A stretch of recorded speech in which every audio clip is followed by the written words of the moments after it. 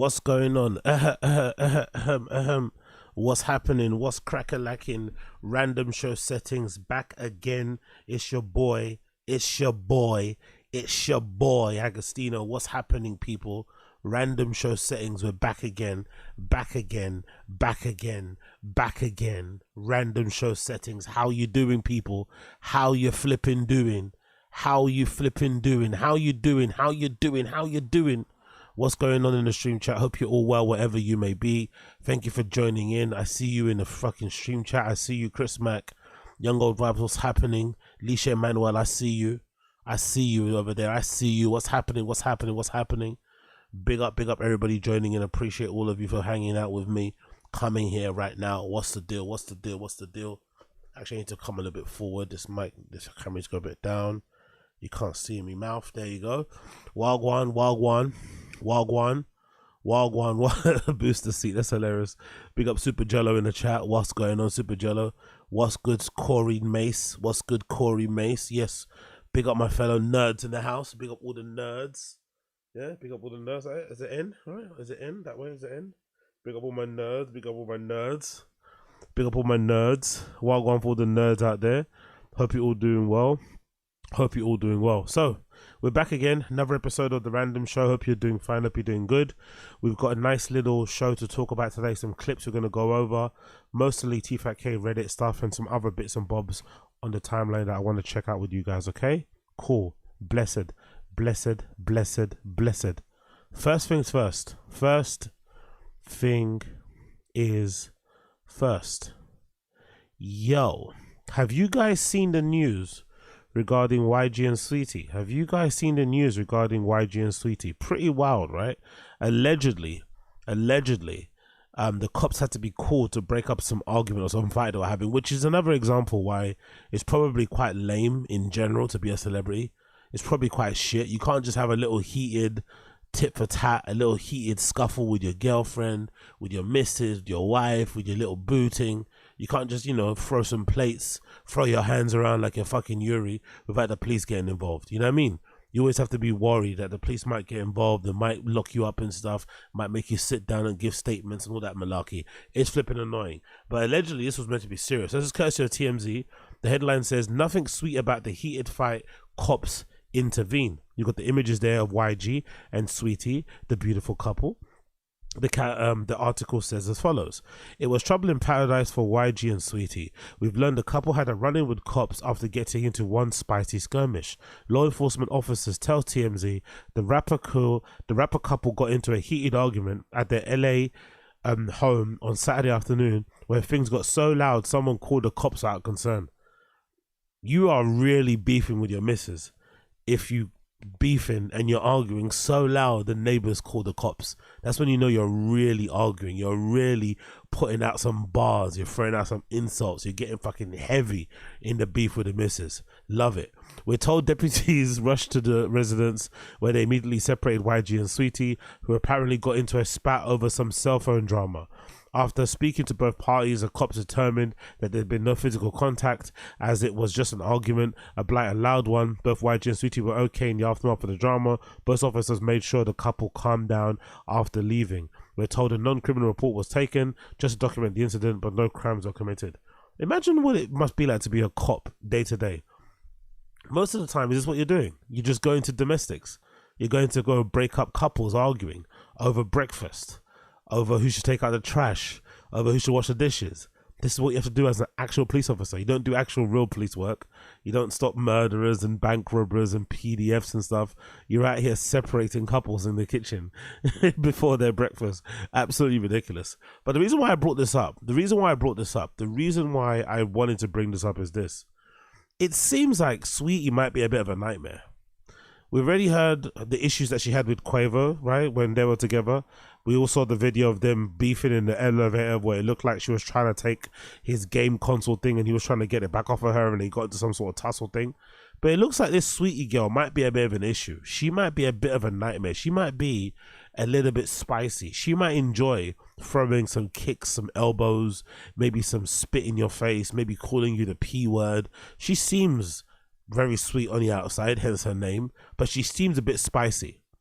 If that's the case, Why doesn't she get the same amount of vitriol, the same amount of hate, the same amount of anger and whatever when men are accused of hitting women? Because I feel like the double standards, they exist, right? We know double standards exist. We know double standards exist, but no one really speaks about it in open. No one really addresses that there are double standards. We know they exist. Because if a guy had two very documented instances where they got into a fight with another woman, everybody would be calling that guy a woman abuser. You'd be called, you know, that's what they'd be calling them. A woman abuser, you're a woman abuser, you're a horrible person, and you'd basically have a red flag over your head for the end of time. Similar to Chris Brown. He's never going to shake that Rihanna thing. No one's ever going to let him forget it. Even though Rihanna's kind of forgiven him for it, they've kind of moved on. No one ever was going to let him forget that. Cool, rightly or wrongly. But when it comes to women, it's not the same. Even though in this regard, again, I don't know much about YG's love life. I don't know if he has had instances where he's hit his previous women. But the last time, I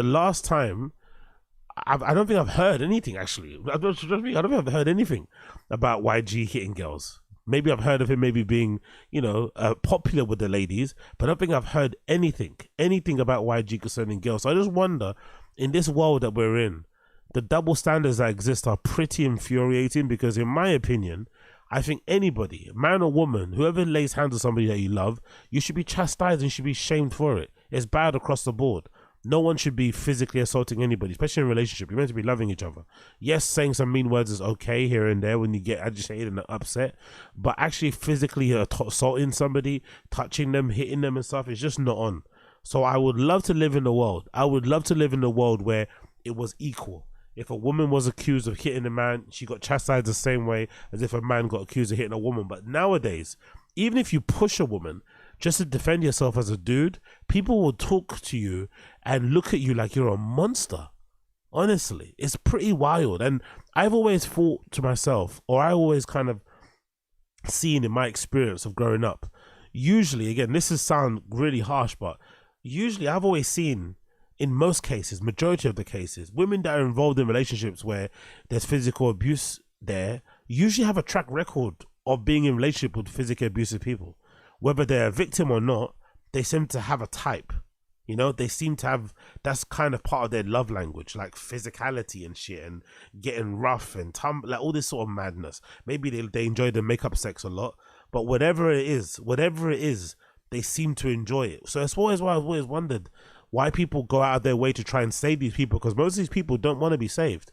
They kind of enjoy that relationship. They kind of enjoy being with somebody that maybe is a bit dangerous, that could fly off the handle at any point. If that's the case, let them do what they're going to do. They're consenting adults. Let it play out how it plays out. However it ends, you be there as a friend to go pick up the pieces, but you can't stop it from happening. You can't stop it from happening. And you honestly can't, I don't think, judge either party for liking what they like. It's toxic, it's bad, it's maybe distressing and sad if you're their friends or family, but just let them play it out the way they're going to play it out. But I just wish there wasn't double standards. I just wish the way women sometimes attack men would be treated the same way when men attack women. It really should be like that. But hey, it's not. It is what it is. It's going to play out how it plays out. Godspeed to them involved. Godspeed to all of them involved. Next on this particular thing I want to continue on, I wanted to give a quick update.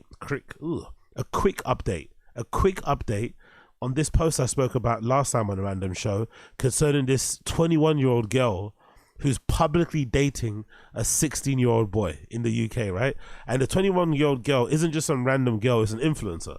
So there's an influencer on TikTok who decided to get into a relationship with a flipping 16-year-old. Now, again, double standards. If this was a dude, if there was a 21-year-old dude publicly dating a 16-year-old, they'd be getting ruined. Like, look at that basketball player recently who was accused of maybe being involved with teenagers and shit, or underage girls or barely legal girls and shit. He was getting ruined, justifiably so, for a while. But for some reason, when it's the other way around, no one seems to have the same vitriol or the same hate towards it. And I really don't understand why, because this is definitely, in my opinion, grooming. This is definitely, in my opinion, grooming. So let's check out this update of this video. I'm curious to see what these people are saying, because this feels like grooming. I swear to God, this feels like grooming. He's never had this type of hate before. Now it's all hit her at once. And it's mad. It's completely lost my best friend, but in all honesty, 1 minute, over what? over being with him. So she stopped talking to you because. Why does he have a confused face? Isn't that completely understandable? Imagine you found out your friend that was 21 was dating a 16-year-old boy. Wouldn't you maybe not want to be her friend anymore? Isn't that completely understandable? Like, that's completely understandable, I think. It's a bit wild. It's a little bit wild. I don't know. I don't know why they're confused. I'm surprised they're confused that other people think it's weird.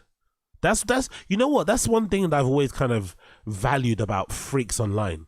I really like Freaks Online because I love Freaks Online and their inability to understand why us regular people think they're freaks. They think they're perfectly normal. They think they're perfectly fine. Nothing weird about what I'm doing or what I'm saying or how I act. You're the freak. It's like, what?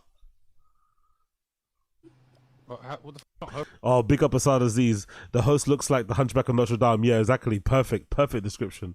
Big up Asad. What is he? Watch a bunch of Red Pill content before. No. These are just funny topics. I'm not red, I'm not blue, I'm not nothing. I'm just a human being. All those Red Pill stuff is fucking nonsense.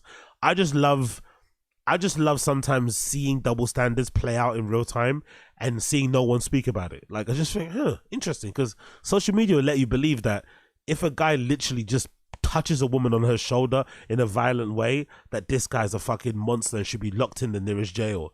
But then a woman could have a catalogue of relationships where there's always some sort of physical abuse going on there and no one bats an eyelid. Isn't there a little bit of a pattern in her side of things? No? Okay, cool. Whatever. Let's move on. Let's go back to this video. Big up Asad Aziz. Big up A. Martinez. I see you. Big up Alejandro Brown. Big up Andrew Tate. Big up everybody in the stream chat. Bang the like. Bang the like. It's petty, innit? It's petty. I know. She was like, I don't think it's petty. I think petty is the wrong word. Petty isn't the right word here. Your friend decided not to be your friend anymore because she found out you're dating a 16-year-old. Probably makes your friend look pretty good, you know? It means they're principled. It means they have morals. It means, it means they have some class. It means they're kind of normal. I don't think they're being petty for not being your friend. I don't know. Petty is the wrong word. I can't associate myself with you. And I was like, do you know what? I actually don't care because... So she fully cut you off because you're with... We've been friends for like 11 years as well. Yeah. I don't know that. And she fully cut you off Fully cut me off. because you're dating... Oh, I don't know about you guys. But being the lad that I am, being the red-blooded male that I am, and sniffing what I'm sniffing, I've got a feeling this host is trying to smash this girl. I don't know about you, but I think that 16-year-old guy is not aware what's happening right now. I think this host is giving this girl the hungry eyes. I think so. Again, I don't know what's going on.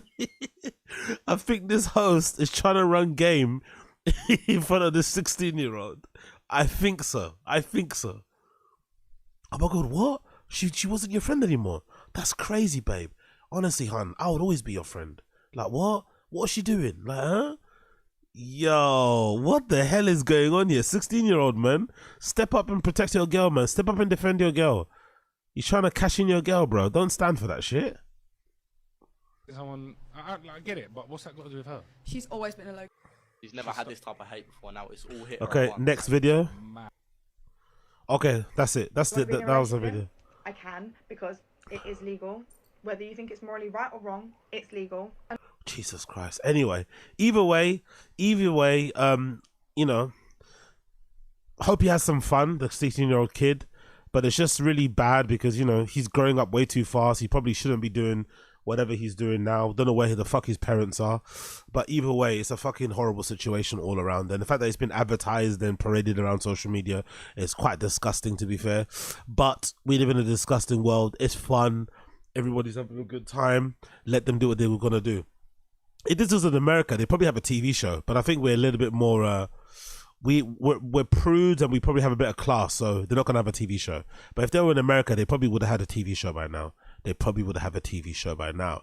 Okay.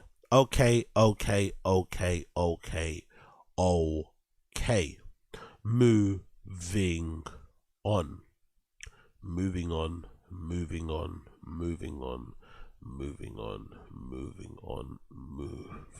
on. Can we give some ratings to Jaden Smith? Can we give some ratings to Jaden Smith? Can we salute Jaden Smith, please? Allegedly, Jaden Smith, the legend that he is, allegedly, the legend that is Jaden Smith, got bored of his girlfriend one day and just decided, you know what? I've had enough.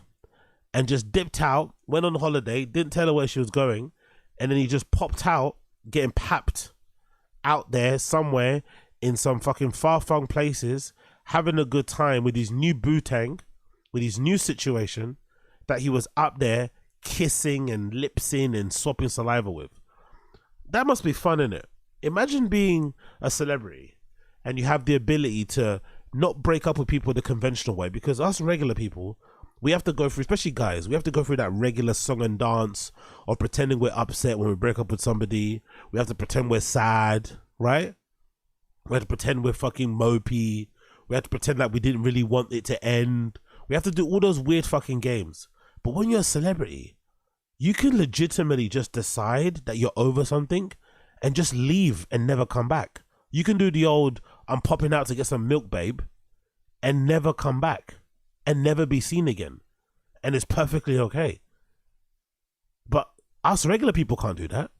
We have to break up with somebody properly. Send them a text, take them out for dinner, do the whole thing, move out, everything. He's doing all of what he's doing. He's doing all of what he's doing just plainly out there in public with no fucking care in the world. And I gotta be honest, I kind of rate it. I kind of rate the scumbagginess of it. I kind of rate the callousness of it. I kind of rate the ability to just walk out in your relationship and just say, you know what, I've had enough. I'm not even going to break up with you. I'm so exhausted. I'm so tired. I'm just going to walk out. You know? And then the next time you see me, imagine the girl then. The next time she sees him,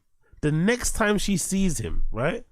The next time she sees him, she's on the feed and she sees a picture of him swapping saliva with some strange woman in the sea. Must be fucking nice, man.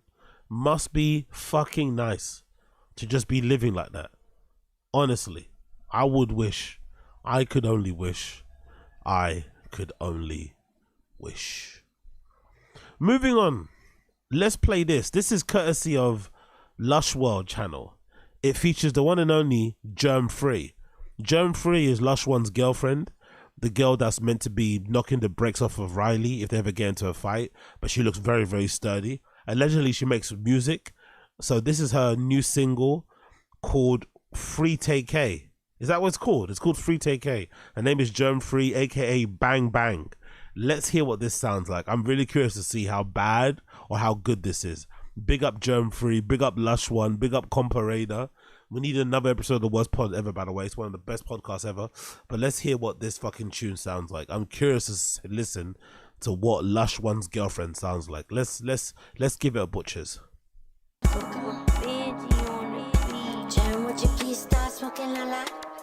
Hell no, bitch, I'm hot till I die. Dance on the work, I step bachata. Had to make a couple bands, speaking knockers. What? Is she speaking English? What's she saying in the tune? Is she speaking English? I don't know if she's speaking English. I can't really understand the lyrics. I'm not gonna lie. I can't really understand the lyrics. But let's play it. Let's continue. Show up and I'm LA Dodger. Got a hoe up at the border and I'm San Diego Charger. I ain't a scammer, but he getting charged up.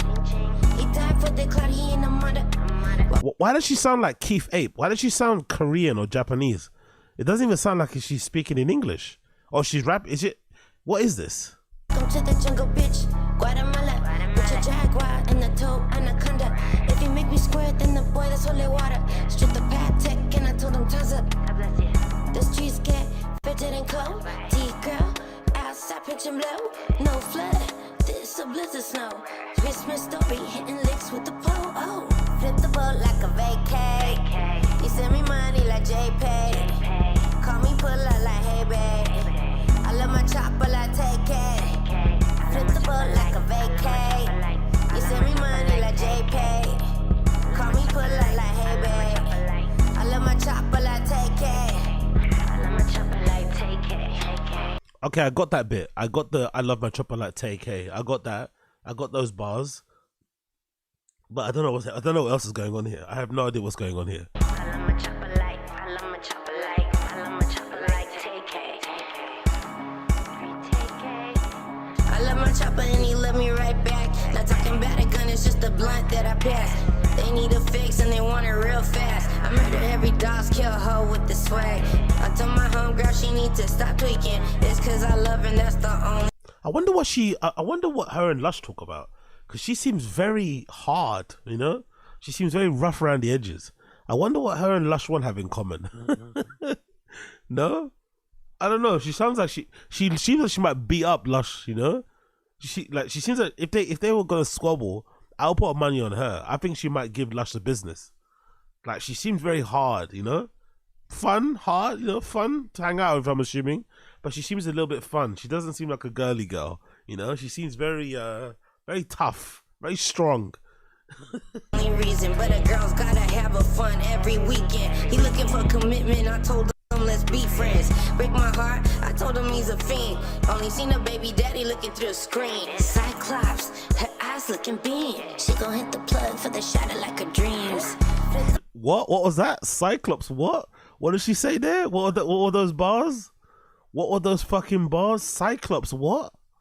My heart, I told him he's a fiend. Only seen a baby daddy looking through the screen. Cyclops, her eyes looking beam. She gon' hit the plug for the shadow like her dreams. Flip the boat like a vacay. You send me money like JPay. Call me pull up like hey babe. I love my chopper like TK. Flip the boat like a vacay. You send me money like JPay. Call me pull up like hey babe. I love my chopper like TK. Okay. That's over now. Okay, man. Okay. Godspeed to her, innit? Godspeed, because I don't want to get fucked up. I don't want to get beat up. I don't want to get fucked up. I don't want to get beat up, so I've got no comment to make. Godspeed to her. She seems like a very driven young lady. She seems very, you know, able-bodied. She's got a voice, so, you know, wish her all the best. I wish her all the best. That's all I'm going to say. I don't have any other feedback on the tune. I wish her all the best, and free take care, I guess. You know, not very necessary because it's never coming out, but still, yeah, that was interesting. Videos, courtesy of the TFATK Reddit. Let's go. First one, just how Baba and 250 are considered comedy to be the hardest job in the planet. Lego Head really thinks that her selling feet pics for $4 on OnlyFans is hard work. God Dog, Thick Boy Stews really knows how to pick them. So this is a recent video from Kat's Instagram talking about what social media and being like an influencer and OnlyFans person. Let's see what Kat has to say about her new career at the moment. I feel like a lot of people give girls who have social media as a career a really hard time. Like, oh, this is some vapid career choice that is only gonna last for as long as you're hot. And then you meet them and they're always so fucking smart, so hardworking, so diligent about their work. Like, very often these are just young businesswomen. So I hate when people are like, oh, social media is fucking stupid. You only think it's stupid because it's a woman-ran industry. That's really it. This is one of the few industries where women are like leading the way and making crazy money. So what? Shut up. Huh? By the way, she's got a very tough head in it. A very tough head and a very tough neck. Like, she's got a neck. You know what she kind of looks like? Which is weird. Strange how she looks. Her neck from her head, she looks like a CrossFitter. But her body doesn't look like one. She's got like a body of like a cute girl. But she's got the neck and the head of someone that does CrossFit. Like, she's got like, you know, the kind of head of somebody that does like a lot of like lat pull downs, a lot of overhead presses, you know, a lot of fucking dumbbell presses, you know, like a lot of fucking chin ups. Like, she's got that kind of neck. She's got a neck of somebody that does a lot of weights, but she's got a body of just a regular person, which is kind of wild. And she clearly has the brain power of like, I don't know, a 13-year-old, because I don't even know what she was trying to say here. Like, as if men hate, I guess she was trying to go down the angle of like men hate social media people. No, she's going down the angle of like people hate influencers because most influencers that are successful are women. I guess that's her angle. and it's like a women-run industry, according to her. I don't even know if that's even true, by the way. I don't even know if most influencers that are professional or that get paid a lot are mostly women. I'm not too sure if that's true, but either way, it's a bizarre way to go around things. And to be fair to her, I understand why she's got that bit of confidence and arrogance and whatever regarding her role, because she has made it work quite long. So you have to give her props for that, because I didn't think she would be able to be this successful and make this amount of money from OnlyFans, from that T-Fat-K fame. Like, she did really fucking well to sort of siphon off some of the simps and some of the fans, whoever that liked her on T-Fat-K, into OnlyFans, and then to kind of keep it consistent. Because if I'm not mistaken, the last time I remember kind of paying attention to what she said, she mentioned like ages ago that she bought herself a house. I think she bought her parents one as well. So she's clearly smart with her money, and she made quite a bit of it in the beginning too. So she invested it well, got her house and stuff paid off. So anything else you're doing really now is kind of bonus. And you know, she quit T-Fat-K. She could easily have stayed and raked in the money easily, but she didn't. She went to do her own thing. So clearly she's got a brain to kind of keep that money going and keep that whole hustle going as well. But sometimes when she talks for a prolonged period of time, you can't figure out how she did it. You know, it's like, I'm glad she did. I'm proud of her for doing so. I'm happy for her for doing it. But then when she speaks, you're like, shit, how does somebody that sounds that dumb able to, you know, take this little short burst of attention you had and then kind of drag it out as long as she has done consistently and make it work full time? Because she doesn't have, from what I know of her on social media and people posting her on the Reddit, she doesn't seem like she has a normal job. She seems like she still does OnlyFans, so clearly it's working. So somehow it's still working for Kat. Even, is her name Kat, right? Or TN? It's Kat, right? Yeah, her name is Kat. Somehow it's still working for Kat, even though she doesn't seem like she has much going on upstairs, because I still don't understand what her point was. Like, let me play it one more time. I'm trying to figure out what her actual point was. People can't handle women leading an industry. I don't think that's the case. Anyway, let's play again. Like, a lot of people give girls who have social media as a career a really hard time. Like, oh, this is some vapid career choice that is. Do people give social media girls a hard time because of a vapid career choice? No, I think from what I've seen, a lot of the red pill people who like shouting at OnlyFans girls, I think a lot of those guys, when they're shouting at these OnlyFans girls, which is a bit over the top, I think they're shouting at them because they're trying to make them see that that money isn't going to last forever. And that's one of those industries where it's probably going to only last based on your level of attractiveness. You'd imagine. Maybe. I don't know how it works, to be fair. Maybe there is an aspect of OnlyFans where if you have whales and if you have pay pigs, maybe they will stay with you until the end because they love you and they want to support you, and they support you by giving you money. So maybe there's an aspect of, because we're kind of living through the OnlyFans economy and world in real time. So maybe we might reach a situation in life in the future where we see some of these girls still making loads of money because their pay pigs and their whales are still fans of them and following them until the end. That could be possible. But I think a lot of those red pill guys shout at these girls and tell them, hey, this isn't going to last forever. Don't think it is. Like, don't act like you're going to be lit forever, kind of thing, which I don't understand as well. If somebody get gassed and wants to live like they're going to live forever, let them live like they're going to live forever. Don't be in there to spoil their dreams and shit. Or their delusions. But I still don't get what the point of this clip was. Let's continue. Is only going to last for as long as you're hot, and then you meet them and they're always so fucking smart, so hardworking, so okay, she's trying to say that even if their fame, even if their money on OnlyFans is only determined by how attractive they are, she basically saying that these girls are more than their looks. I meet them in real life and they're actually really smart, really kind, whatever girls. It's like, I guess I don't know why that matters really, to be fair. Like, diligent about their work. Like, very often these are just young businesswomen, so I hate when people are like, oh, social young business. I don't know about that. Let's relax. Like, just because you got OnlyFans doesn't mean you're an entrepreneur. Let's relax. media is stupid. You only think it's stupid because it's a woman-ran industry. That's really it. This is one of the few industries. I don't get the animosity and the friction. Not a lot of guys like hate the guys that like OnlyFans girls like them. And they pay for it. Like, where's all the hate coming from? Why is she so like combative at this? Like, there's not a lot of guys out there. Maybe there's some guys out there that wish they could do it, maybe, But I don't think there's guys out there that actually hate OnlyFans girl. I don't think that exists. For the most part, the majority of people love you. That's why you have a career where you can make like $100,000 a month or in a week or in a day. You don't get that because people don't like you. I don't think it works that way. Where women are like leading the way and making crazy money. So shut up. I feel like a lot of people. Hey. Whatever she says, I'm happy for her. Well done. Like I said, I'm still shocked that she was able to take that little fame because it was a very niche fame. And considering that T-Fat K had a couple of other quote-unquote baddies that were in that chair before her who didn't do as well as she did. Let's be fair. Like, Kat did fucking well. There was 2 other girls that sat in that chair before her that were way more probably attractive to most of us in the general public, in the conventional sense.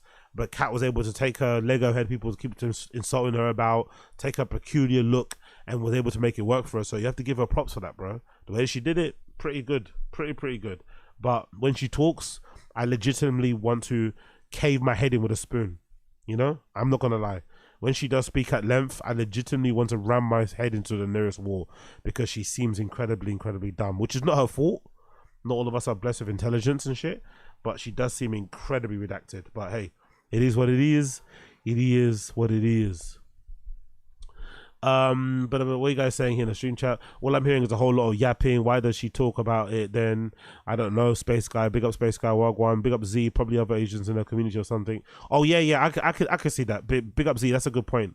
Maybe maybe the Asian community doesn't really rock too well with OnlyFans type of shit. Maybe I could see that. Young old vibe, she must have gotten dumped for doing OF. I don't know. I think this is the other way around, isn't it? Wasn't she going out with that dude, Brendan's friend? Something Blue Eyes, Bobby, something, I don't know. I think she mentioned something about him on a podcast once before she left T-Fat K in a very kind of rude way, that he was a bit of a bum, he didn't do nothing and kind of just lived off her. So I think she ended up leaving him, to be fair. I'm sure she's not sure of options, you know what I mean? Like, what you call it? Asian girls get a lot of love in general, I'd imagine, especially like that look like that. So I think she's fine. She might have been crazy. This clip makes me never want to play with Legos again. Big up Assad. Yeah, big up Perk Angle as well. I see you there. I see you, Jack Donaghy Jr. Wagwan. Anyway, let's move on. First clip to talk about. This is BGL. BGL on 10 Minutes of Shorbs. So big up the 10 Minutes of Shorbs guy for getting BGL on. And big up to Haphazard on the T-Fat K Reddit for clipping this because it was premiering a while back. It's 2 hours long. I'm probably going to have to sit through and react to the whole 2 hours later, but I can't be bothered to do it now. So we're just going to go through the clips that people upload on the T-Fat K subreddit. The first one says, Marg on General Lee controversy. So this is BGL on 10 Minutes of Shorb talking about the whole controversy around Bobby Lee and all the accusations about him being the shadowy figure in the background that was running the T-Fat K subreddit and Brendan believing it, and obviously the fallout that led to Brian screaming at Bobby Lee on the phone, all that malarkey. So let's hear Marg, BGL on 10 Minutes of Shorb talking about the whole Bobby Lee controversy. I want to hear what he has to say. No, like I try not to watch clips. Some people will send some shit to me. Like during the 1000th episode, I don't know if you guys covered this, but it was like, of course, anytime I mention Brendan, I'll say his fucking name, I'll talk directly.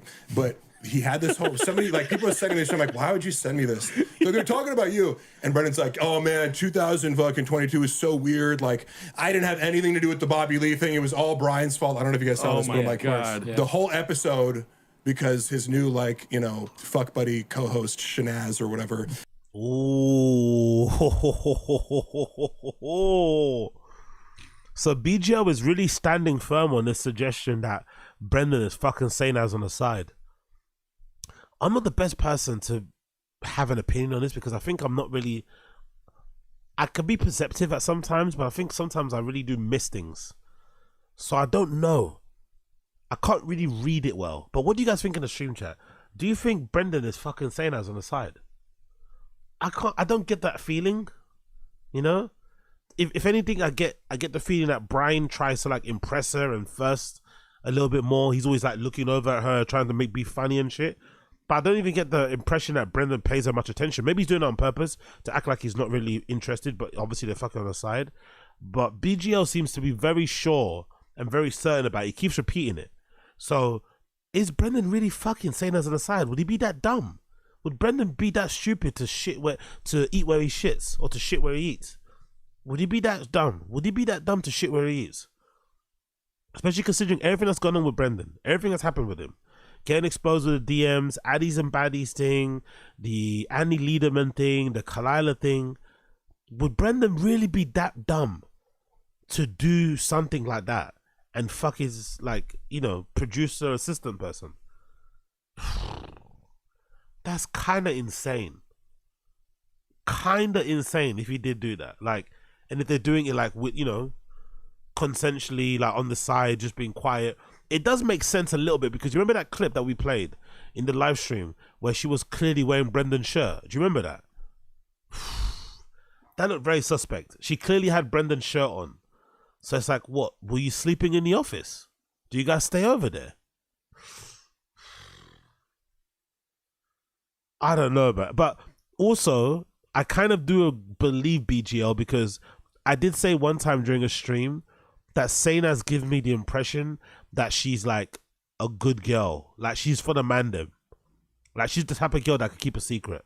You know? She's the type of girl that you could introduce her to your wife, introduce her to your baby mother, and she'll be fucking you on the side, but your baby mother will never know. Like she's happy to keep a secret.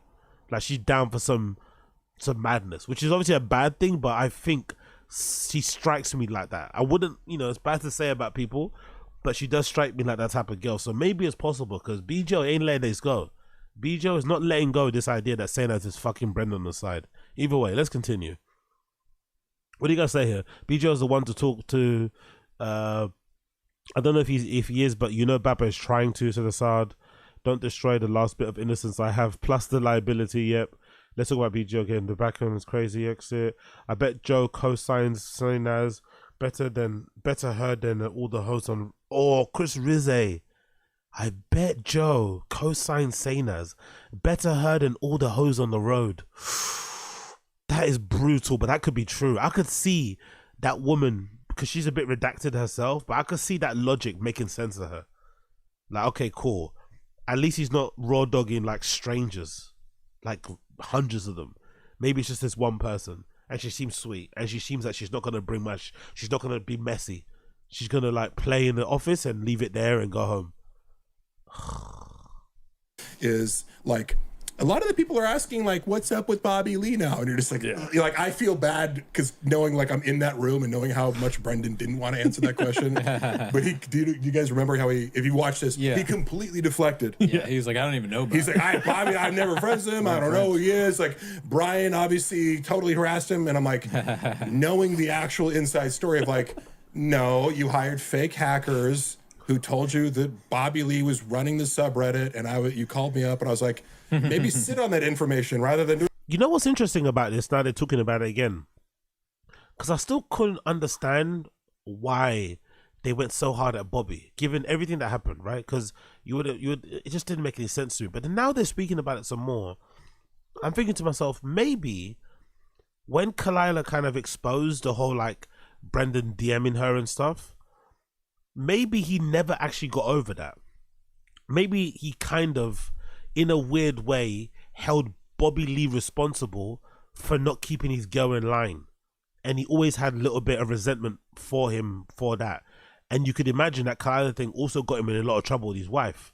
So in an effort to prove that he wasn't doing what he was accused of, that's where the whole narrative comes about that Bobby Lee is running the T-Fat-K Reddit. Maybe that's the whole point. Because I never understood why Bobby Lee was getting loads of vitriol and loads of energy and hate, and why Brian Callen would get on the phone and scream at Bobby Lee. It's like, what did Bobby Lee do? I don't understand. But I think it was the embarrassment and the shame of Kalila exposing Brendan. Brendan obviously not being able to take that well, and then taking it out on Bobby. And if you remember as well, early on, when Brendan was on Tiger Belly, he was always giving Kalila hungry eyes anyway. And he would make these type of jokes where like, he would say shit like he doesn't think, like he'd insinuate, oh, Bobby doesn't deserve Kalila. She's too hot for you, those type of things. So maybe from the beginning, like similar to how Brendan never liked Malik from the minute he saw him first, like didn't even meet him, he saw him on fucking Instagram. Maybe from the beginning, from minute one, it was always doomed between him and Bobby, because Brendan probably thought he deserved Kalila more than Bobby Lee did, because he just, he thinks Bobby Lee of less than a man. He's small, he's wimpy, he doesn't like confrontation, he's got a squeaky voice, he looks at what he does, So maybe that's the whole reason why it ended up the way it ended up, because I still don't understand why he had any right to like be angry at somebody. It's like, bro, they should be angry at you. You tried to fuck his girl. Doing anything about it, and then like 2 hours later, you're like pretending the LA Times is running some fake story on Bobby Lee while he's at dinner to make him panic. By the way, that's a detail I didn't know. The added detail there is that allegedly he was trying to push it as if like the LA Times was investigating it. That's fucking scandalous. And call you back, and then you ambushed him with. I'm like, this was all you, dude. Yeah. Like, sorry, but then. But can I be honest with you? Yeah. I swear to God. The Thick Boy jersey is. That's a grail item. I'm not gonna lie, that might be a grail item. Honestly, big up 10 minutes of Shaw. This might be a grail item. I have to get a hold of the fucking Dicey hoodie. That is a fucking good pull. That is a fucking legendary jersey. That is very rare. That might be rarer than any Supreme box logo. That might be rarer than any Bape camo hoodie. That might be rarer than any bit of fashion you've seen. That is an actual rare. That's like getting the original. I need to get one of those. The original Abbott Kenny Fight Club t-shirt, right? The original like Turbo Sluts t-shirt. The original Scrooge McDuck t-shirt, the one that Brennan did to kind of take the piss out of Dana. Like, that's a very rare pull. That's fucking amazing. That's amazing. God, when this was all happening, I thought you were like the Mike Baker, dude. Like you were his CIA insider, dude. Yeah, it's funny because you would assume that, but I'm like, and anybody calling me a handler, I'm like, do you think? No. I didn't think that, by the way. I didn't think that. I didn't think BGL was involved in that all shit. I immediately, when that whole thing happened with the fucking hackers and the 600 pages and shit, I immediately smelled a scam.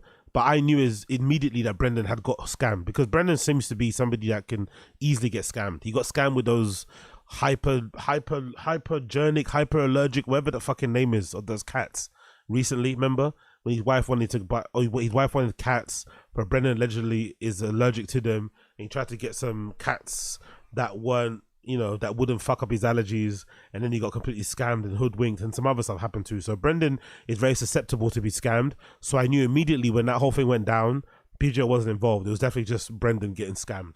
But I think he was happy also to get scammed because it gave him a storyline. It gave him an out. Like, oh look, see, these guys are hacking. It kind of gave him an out and shit. Big up everybody in the stream chat. Yo, big up Austin Casey. I see you. I'll go on Space Car. I see you. Assad, what's going on? That's like getting the golden hour gold. Oh, exactly. Yeah, the golden hour golden jacket. Yeah. Exactly. Yo, I might have to collect that shit. I'm not gonna lie. Little by little, maybe that might be the next thing now. Little by little, every month, I might have to start collecting some pieces before this whole ship goes down. I might have to start collecting some fucking pieces, because I saw somebody actually posted in the Friday Kids subreddit that they've got a collection of old shirts. I might have to start collecting some pieces, little by little, from the old school Thick Boy, T-Fat K fucking army fucking merch. I need some shit, man. I need to collect some, and I actually need to get a hold of that jersey. Remember the jersey that Brendan did with Specialized? He lied and said it was a collab, but it wasn't. It's just like a custom shirt. When he was doing the whole like Thick Boy Bike Club thing, he had some like orange and blue like jersey thing. I think it was like a BMX jersey top thing, but it wasn't a collab. It was just a custom shirt. So yeah, maybe I'll start doing all that sort of stuff. I think Brendan would listen to me on any, like, he's the most arrogant fucking person. He doesn't.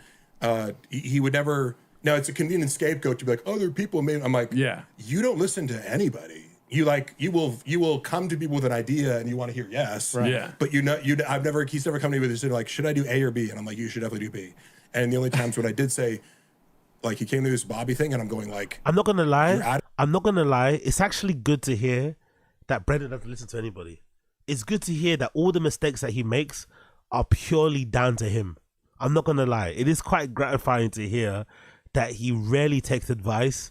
He's very hard-headed, right? Like, and he has to learn by failing very, very publicly and tragically. I actually like that. I'm not gonna lie, because it means he doesn't have anyone to kind of like, blame or to point to. It's like most of the time, 90% of the time, every decision that he makes it. He doesn't even consider anybody else's opinion. He doesn't run it by people. He just makes his decision and keeps it moving, you know, and lets it play how it plays out. And usually it plays out badly. Yeah, big up Space Guy. There's got to be a Buffalo Exchange in LA that has a shitload of that thick. But yeah, I remember last time I went to LA, they had these places, these like, we have a few of them here too. They had these like charity shops where you'd buy stuff by the weight. So I'd imagine those type of places would have so much shit. And they usually get stuff from like all over, right? All surrounding counties and stuff. They send all their fucking, you know, secondhand clothing to them and you just label it. Or they just put t-shirts in one section and you just pile it into a bag and then you weigh it at the till and then you pay what you pay. So there must be tons of that shit. I think they may be called Goodwill stores and stuff, or whatever they're called in America, but charity shops in general, there must be so much random TFATK merch in charity shops across the UK, across the US. They must be, bro. Oh, I wish I could get some. What's going on? Let's continue. Out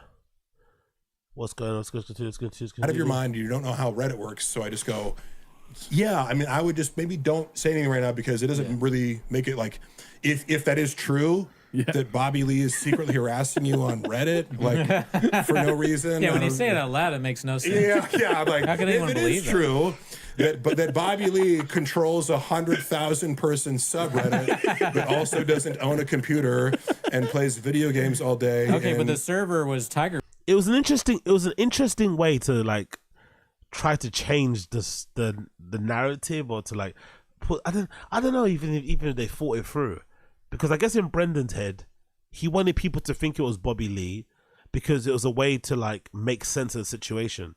I tried to fuck your girlfriend. You tried to get me back because I tried to fuck your girlfriend by trying to destroy me on a Reddit. Maybe that's the point of it. Maybe that's the point. But either way, they didn't think it through because he's not the right person to blame because he's useless, right?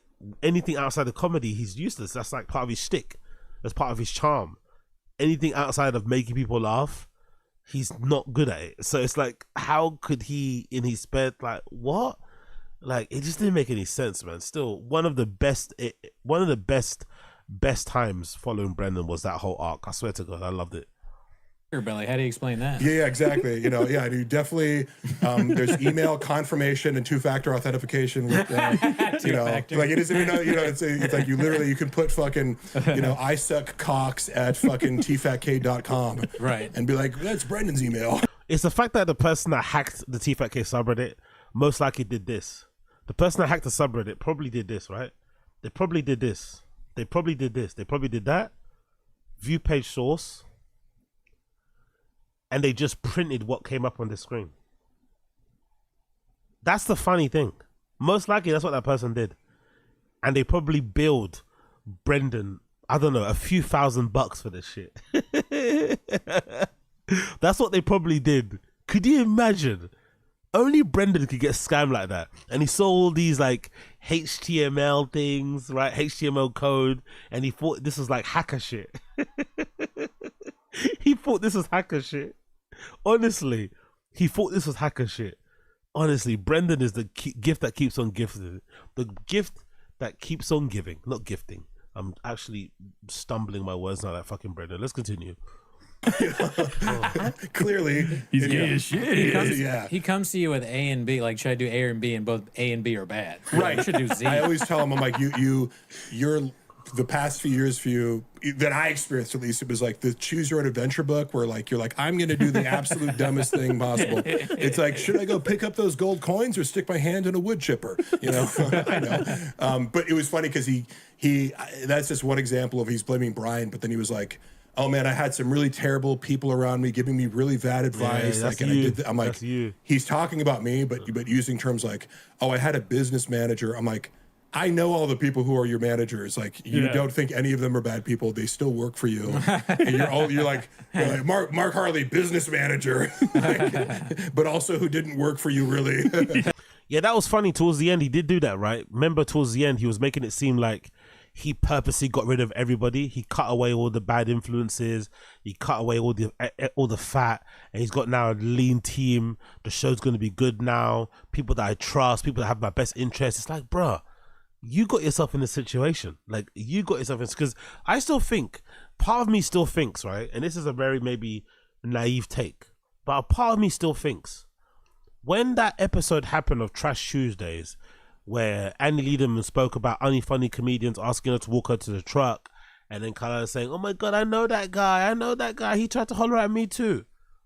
I believe if Brendan would have just ignored that episode, if he would have just pretended like it didn't exist, and he acted like he actually doesn't read comments, and just pretended like it didn't exist and just kept on trucking, I think he would have been fine. Yes, people like myself would have spoke about it, and whoever else was online at that time would have spoke about it. But I think if Brendan would have just pretended like he didn't hear that episode, everything would have been fine. But the moment he engaged, the moment he started to like, oh, and to be fair to him too, to be fair to Brendan, I don't think he had a choice. I have a feeling some of the more vindictive, some of the more evil-minded people within the T5K subreddit, because some of these people are fucking awful, right? They're not like me, because I have certain things I don't talk about. I don't talk about the kids or the wife too much. I kind of leave these alone. But there's some people within the T5K, hate squad who have no morals, no principles. They don't give a fuck. They just want to see the whole thing burn. And it wouldn't surprise me if somebody decided to send that clip to his wife, which then kind of blew everything up. So I don't think he had a choice. He had to address it, I think that's what happened. I think when Kalila said what she said, somebody from that Reddit clipped it and then sent it to his wife and said, "Hey, look what Papa's doing. He's trying to fuck Bobby Lee's girlfriend. He's cheating on you. Look, he's cheating on you. He's cheating on you." So I think he was kind of forced into it. But if he wasn't forced into it, all he had to do was just ignore it, man. Because I don't know. I've been in too many dicey situations myself. I just don't think you have any right to ever tell somebody how they can or cannot tell a story about something that they did with you. If you engage with somebody in something, especially when it comes to an attraction kind of hooking up thing, that's a story that you both share, an experience you both share. They are well within their rights to talk about it however much they want to or not, but you can't tell them not to do that. So I think Brendan should have been aware of that. Let them speak their piece. Call you unfunny. Tell you like they'll never suck your dick or whatever. Say all these mean things about you, and just keep it moving. It would have been fine. But Brendan's not that kind of guy, so he didn't do that, and it also turned out the way it turned out. But yeah, I wonder why Temis Shaw got BG on at the moment. By the way, interesting poll. Don't get me wrong, entertaining. I'm gonna watch the whole thing probably again tomorrow. The whole thing in full. So if you want to watch that, we'll watch it together. But I wonder why they decided to talk to him now. What's happening? Did he just want to jump on? Was he just bored? I wonder why they pulled him now, because he's been a bit quiet. He's not really on the Reddit anymore. I don't really see him talking about Brendan on social as much. But again, I don't follow him, so I don't know if he is talking about it. But usually people on the Reddit post stuff about him when he's talking. So I wonder what happened. I wonder why he just popped up again, because it seemed like he was kind of keeping a low profile. But I guess he's back out here again, kicking Bappa's back in. And for us, it's perfect entertainment. So big up BGL. Next one, next clip. By the way, he's looking very, very plump and very red in this particular clip.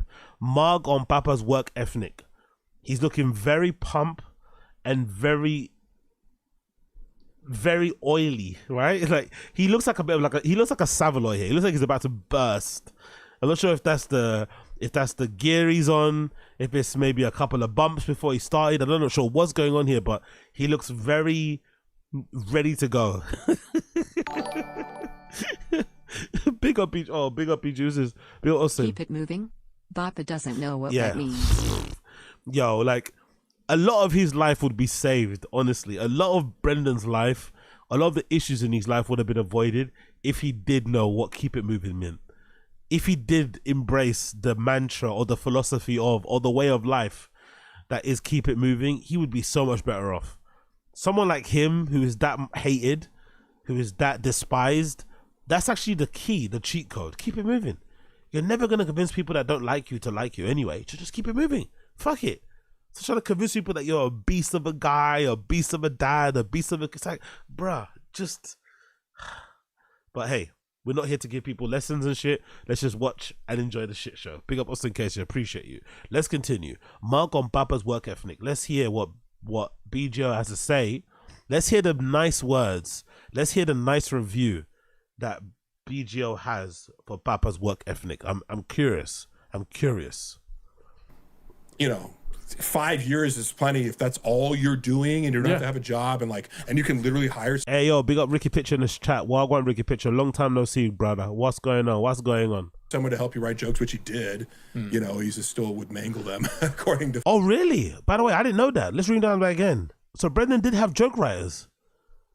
I always said before that I felt like if Brendan got joke writers to help him write his jokes, he actually might have been a decent comedian.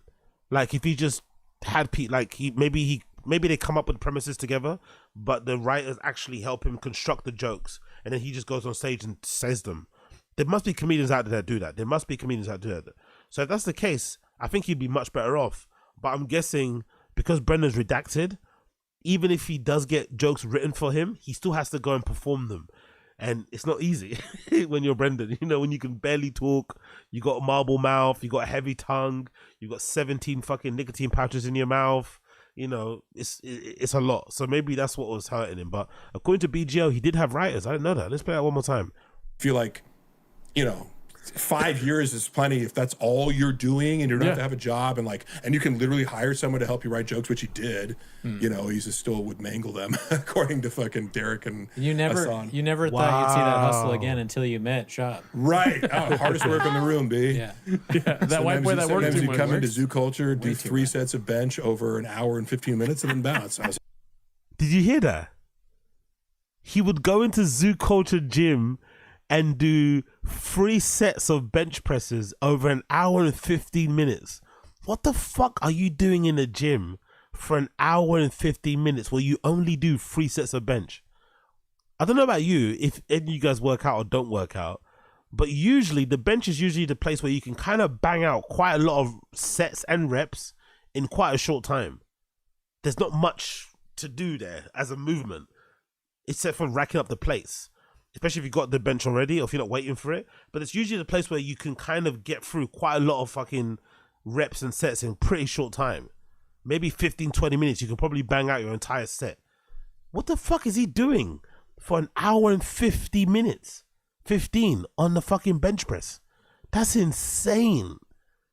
But also very on brand. Very on brand. He's definitely the type of person, every time, like, I detest people who are on their phone in the gym. I detest it. Every time you turn around, they're on their phone. I'm one of those type of people where when I go to a gym, I'll either have my phone on shuffle or I'll play like a mix or something. But I'm not going to keep touching my phone. I try to like get through at least a set or get through at least a workout before I'm on my phone. But there are some people who legitimately every rep after they finish on their phone. After every fucking rep on their phone. So it's no surprise that Brendan's one of those type of people that would go to the gym and actually spend an hour and 50 minutes just doing one exercise. That's insane, bro. That's insane. I've heard of people, and I salute to those people. Salute to you. I've heard of people who go to the gym and just go on the fucking treadmill for an hour plus. I don't know how they do it, because the treadmill to me drives me crazy. I have to run outside. But I know of some people who will just walk on a treadmill, run on a treadmill for an hour in a gym. Just that. An hour, 2 hours, just doing that one thing. It's like, for me, I have to, maybe it's OCD, maybe it's ADD, ADHD and shit. I have to be bouncing around doing loads of different things in the hour that I'm in there. But fucking hell, bro. 3 sets in an hour and 15 minutes. Nah, Brendan is a weirdo. It's like, how do you do it? But literally, I love guys who say shit like that. Like, I'm the hardest worker in the room. I'm like, actually, you're the last person to the studio, the first one to leave.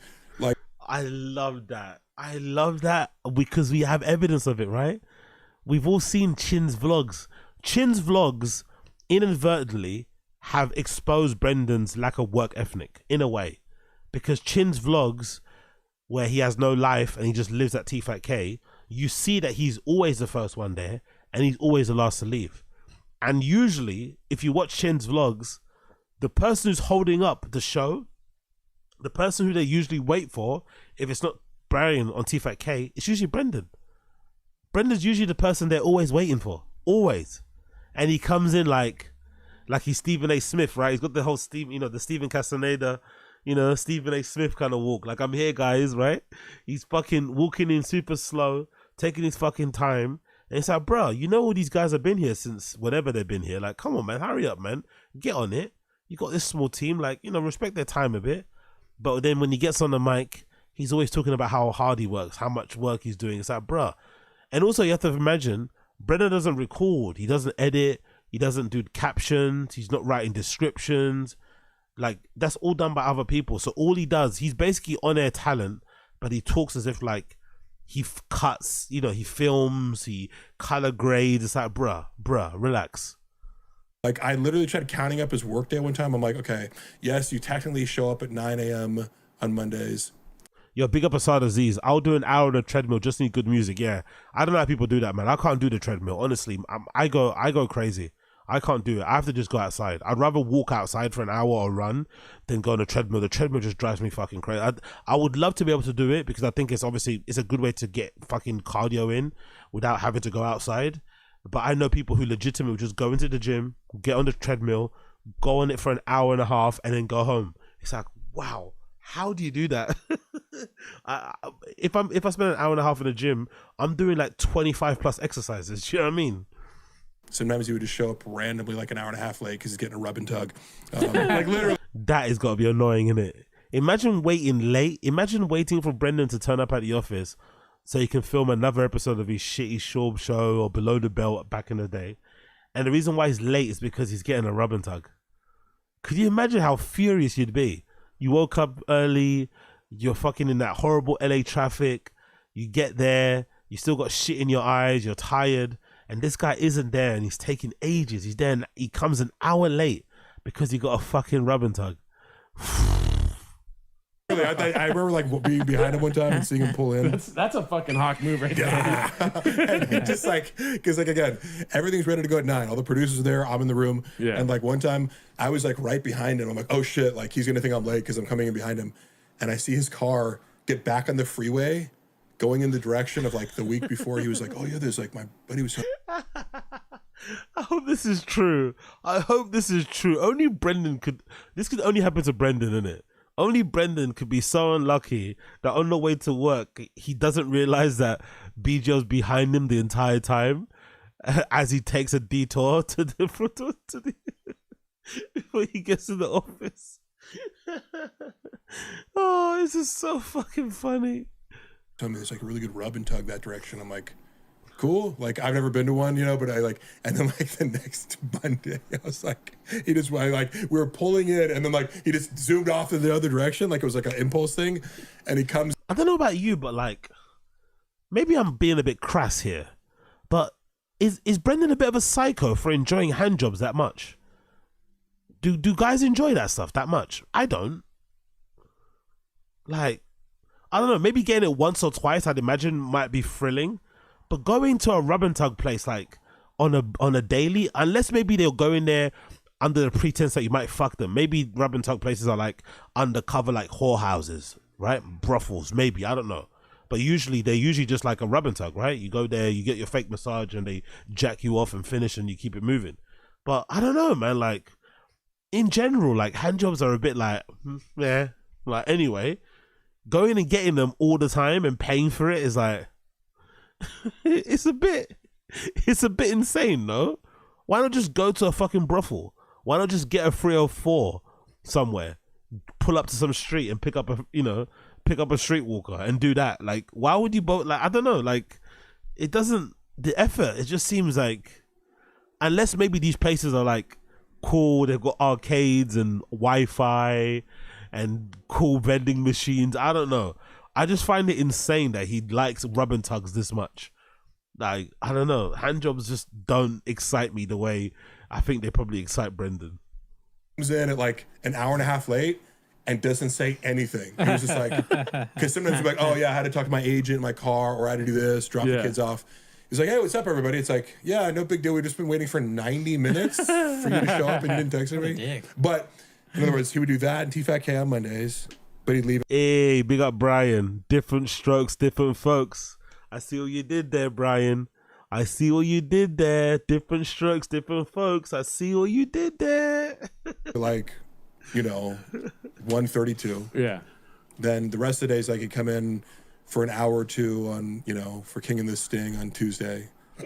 Wednesday, only T-Fat Case, like Max. I'm like, you put in an 8-hour work week in the studio, but you're like, hardest worker in the room. I'm like, sorry, you all you do is show up and talk. Yeah. You don't even do pre-production. Like, you know, the producer for King and the Sting / The Golden Hour, Nick, he's really good at his job. Like, you know, he does like all the, so it's like he literally just has to show up, but he has this narrative of like hardest worker in the room. That we have to blame Rogan for that, innit? We have to blame Rogan for that. I think Rogan's the one that introduced the whole hard work mantra into podcasting and shit, especially comedy podcasts. It doesn't make any sense. Like, maybe if you're like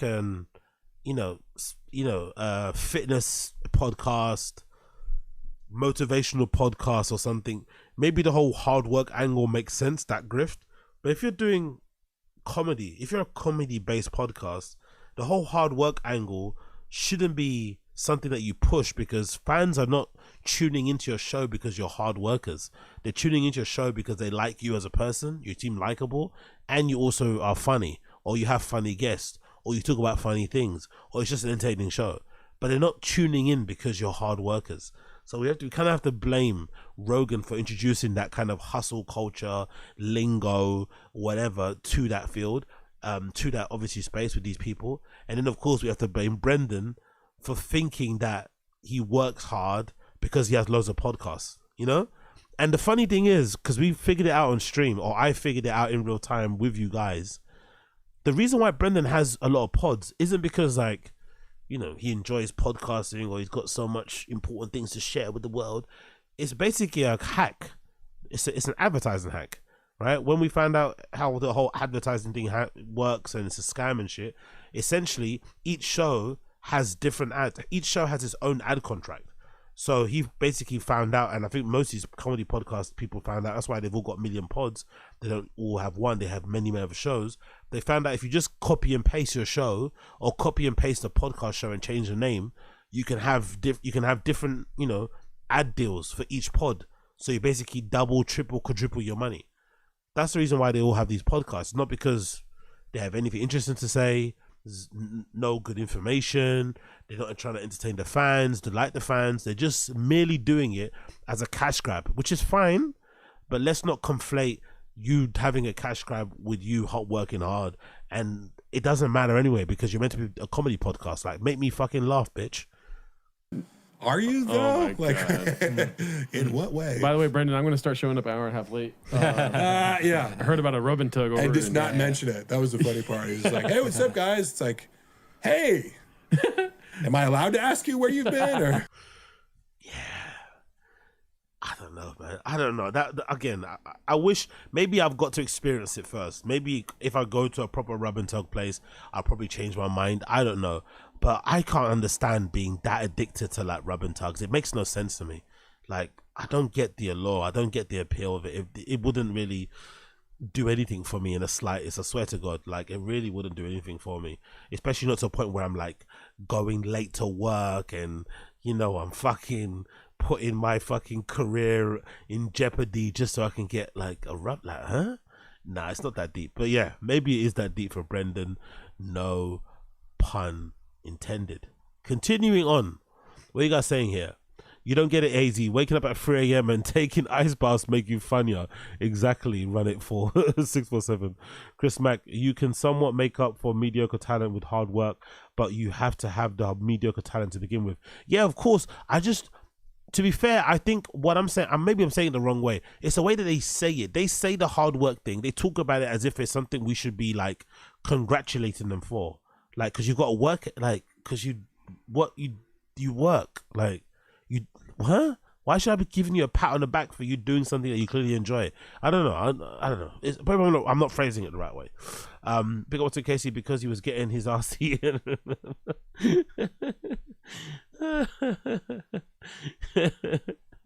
Yo, I don't know, man. Getting your ass eaten before a pod or getting your ass eaten before work is kind of filthy, man. I'm not gonna lie. You know, coming into work with your whole anus leaky and shit with saliva is a bit wild. I'm not gonna lie. Sitting around with your colleagues and just being okay with that is a bit insane.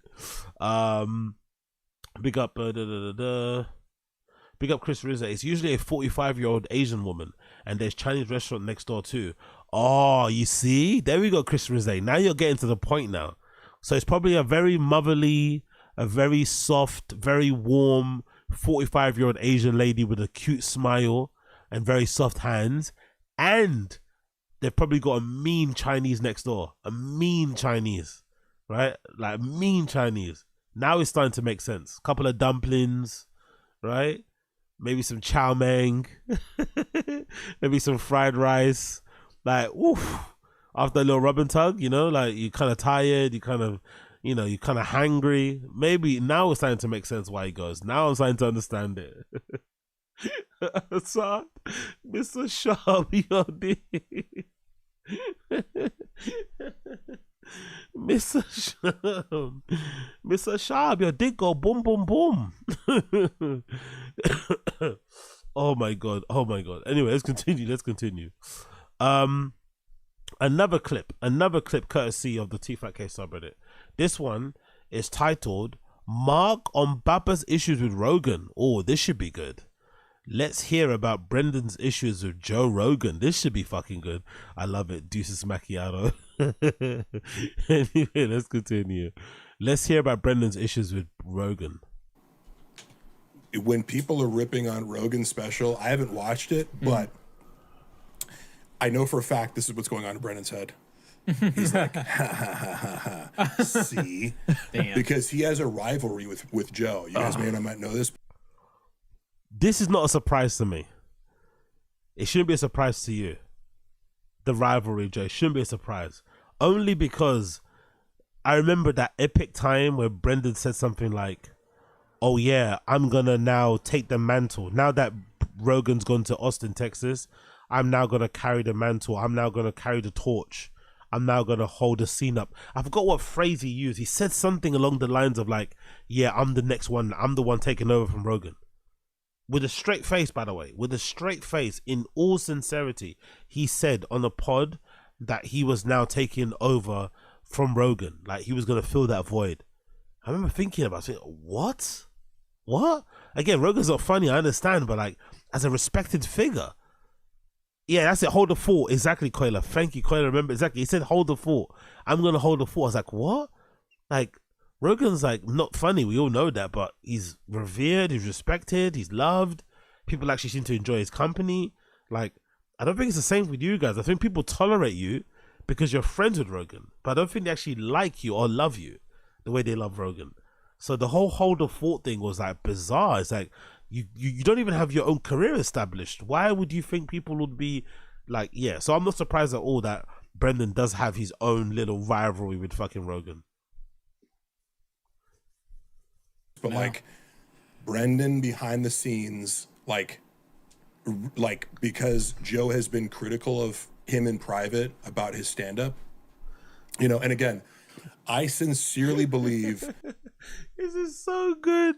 Honestly, I'm just, in my opinion, right? Again, maybe I'm just a bit private and protective of my space, but I just find it incredible how BGL seems to know so much about Brendan and seems to know him. Again, he could be waffling. He could be making all this shit up, but I don't think so.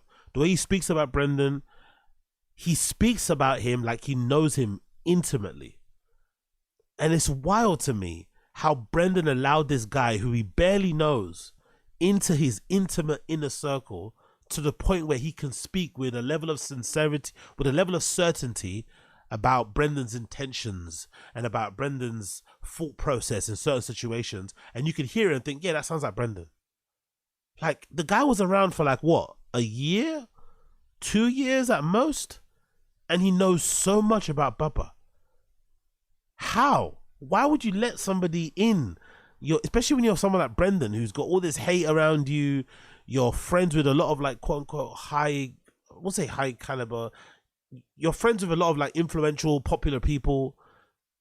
At least be a little bit like protective of your like space and your, you know what I mean? Like, you want to move accordingly but Brendan let it all out. He was really pillow talking with BGL, letting him know all of his inner thoughts. It's like, fucking hell, Brendan, man. This guy knows a lot about you and he didn't even know you for that long. It's like, fucking hell. that Joe's one of the few people out there. Like he may be like, as reported by a lot of people, he can verge on kind of being a dick, you know. And it's like I've known many people like them where it's like he's kind of a leader and an alpha. Like say what you will, but it's like he. Yeah, no, I agree quite a lot. I don't think he's lying either. I don't think he's lying. I know people like Bappa, they are unaware how flippant they are. Yeah, I don't think he's lying at all. But I just couldn't understand why he's so trusting immediately, especially with like maybe relationship and work is different, but I think trusting in terms of like him complaining about Joe to BGL or being or not caring if he's moaning and BGL's near about someone like Rogan. You know what I mean? Because it's like maybe move a little bit, you know, have a bit of tact, you know, whatever. I don't know. I just find it insane. He has this energy of like he's aggressive, you know what I mean? And he'll kind of like, you know, Andy Dick talks about how they'd be on the set of fucking news radio and he's like, shut the fuck up, you like, and it's like, well, yeah, you're coming to set high and you're fucking missing your lines. Like he snapped on you, right? Yeah. Right. Joe has had conversations with Brendan where he's like, dude, you need to fucking like this special is a disaster, you know, whatever. Like he was critical of Gringo Poppy. Interesting. And Brendan held on to that, you know, like Brendan like acts like, oh, whatever, I don't give a shit. But there are people, he can ignore all the comments, but there's certain people in his life that he obviously can't ignore. And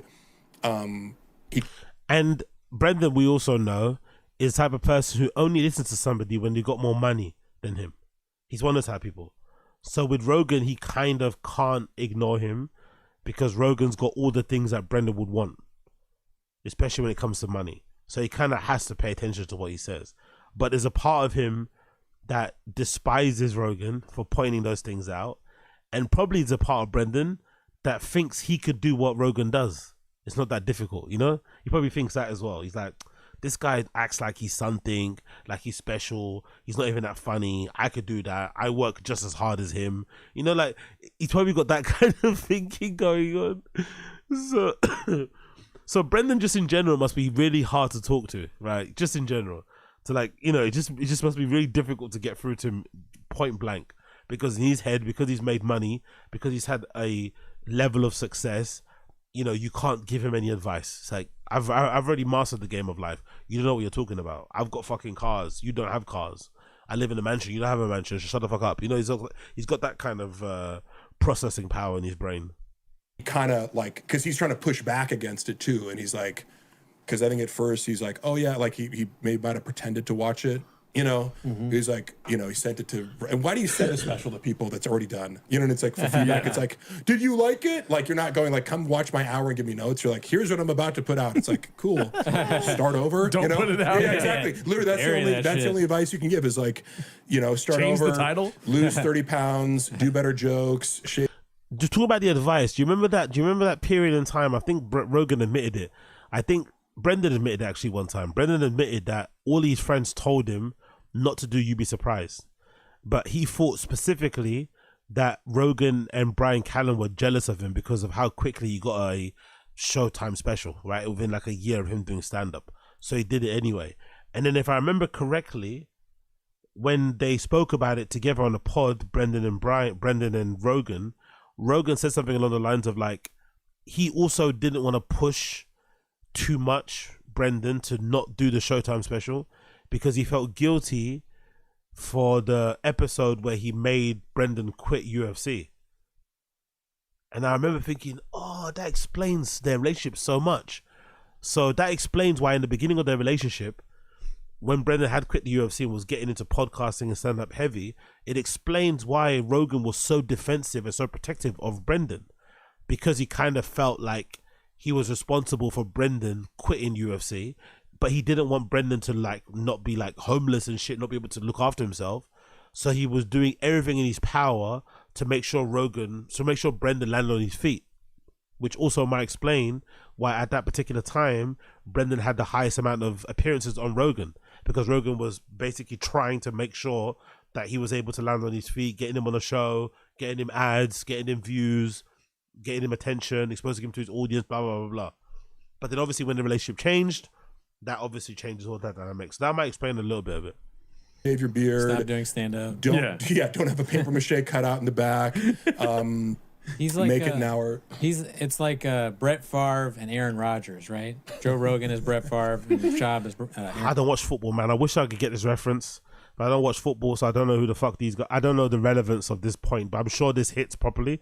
But I don't watch football, so I don't know. You know, it doesn't land the same way it probably should land. I wish I knew what football meant and the rules and what people did and shit, so I could really get this point. But unfortunately, all I have are jerseys, cool jerseys in my cupboard. I don't know anything about this point. Aaron Rodgers. Yeah, right? Yeah. I mean, I think that's an insult to Aaron Rodgers, but So what all I'm saying is, there's legitimately, from what I know about Joe, he does like helping people, and I think he comes at Brendan in a potentially very harsh way to his ears because Brendan is sensitive to criticism. Yeah. But he's trying to be like, I'm the only fucking because you surround yourself with yes men, or you won't listen to other people criticizing you. Or you're like, you got a fucking problem on your hands.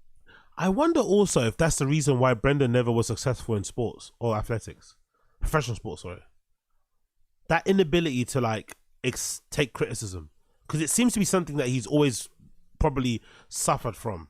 He doesn't seem to take it too well. Like, because I think I remember an episode with him and Eric Griffin. Remember when Brendan and Eric Griffin were doing this weird show where he'd watch like his old fights. And I remember Eric asking him about, oh, did you watch like tape on your fights? And he said, nah. His coaches would just handle that. He would just turn up to the gym and just whatever they said to do, he would do. But he wouldn't watch any tape. There'd be none of that. It would just be like, I was like, what? So you didn't know what you're getting into? I was like, no, like, just, I don't know. It seemed weird to me. I'm sure it's normal for some fighters. I'm sure some fighters don't watch tape and just let their kind of coaches handle it for them. But I found it odd as like, you don't really have a base in this. You're kind of getting into this purely based on your athletic kind of specimen potential and shit. You'd want to give yourself every advantage to kind of win a fight. And maybe, watching tape and stuff and knowing who your opponent is in a deep level, understanding how they move and what sort of stuff will be advantageous. But he didn't even do that. So clearly he has an issue with like just sitting down and, taking that sort of information in. So I wonder if that was the reason as well why he never was as successful as you probably hoped he would be in sports. Yeah. Like when Girl Bobby dropped, and all Brendan could fixate on was like, well, you said you liked it before it dropped. And I'm like, the motherfucker didn't watch it, dude. He's doing 6 3-hour podcasts a day. Yeah. He didn't have time. And then he sees it. But it's 25 minutes. Big up Ricky Pitcher. I don't know. So weird that BGO is not only trying to be a comedian, but his come up is purely shitting on Brendan. Is that true? Is he trying to be a comedian? I don't think he is. Again, I don't follow BGO on social. I don't know what he posts online. But based on what I see on the Reddit, I've never seen him on post bits of. I've never seen anybody post anything about BGL pertaining to him doing stand up. I don't know. I know he went to a comedy college or something or university that's very, very funny and lame, but I don't think he's been pursuing. If anything, he does those skits. I know he does those skits on social media and shit that people share, but I don't think he's getting into comedy.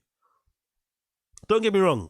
Weird approach to try and make yourself famous by just shitting on Brendan like this because when you used to be friends and stuff, I get it, but I don't think he's trying to be a comedian. I don't think so.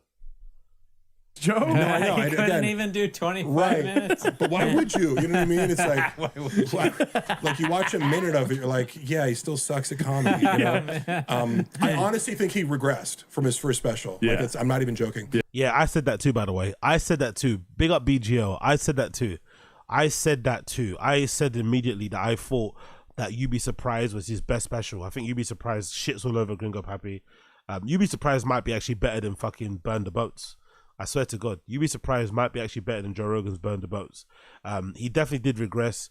There definitely was more of an attempt to do comedy in the conventionals, like the storytelling comedy. Like, if you watch You Be Surprised, obviously it's terrible, but you can tell he's trying to be a comedian, He's not just winging it, He's not just kind of like, going through the motions.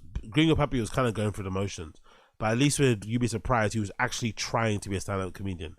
How he carried himself on stage, the cadences, the things he was saying. But it just was terrible, the actual quality of it. So maybe it's a good thing he quit because his heart was really probably never in it.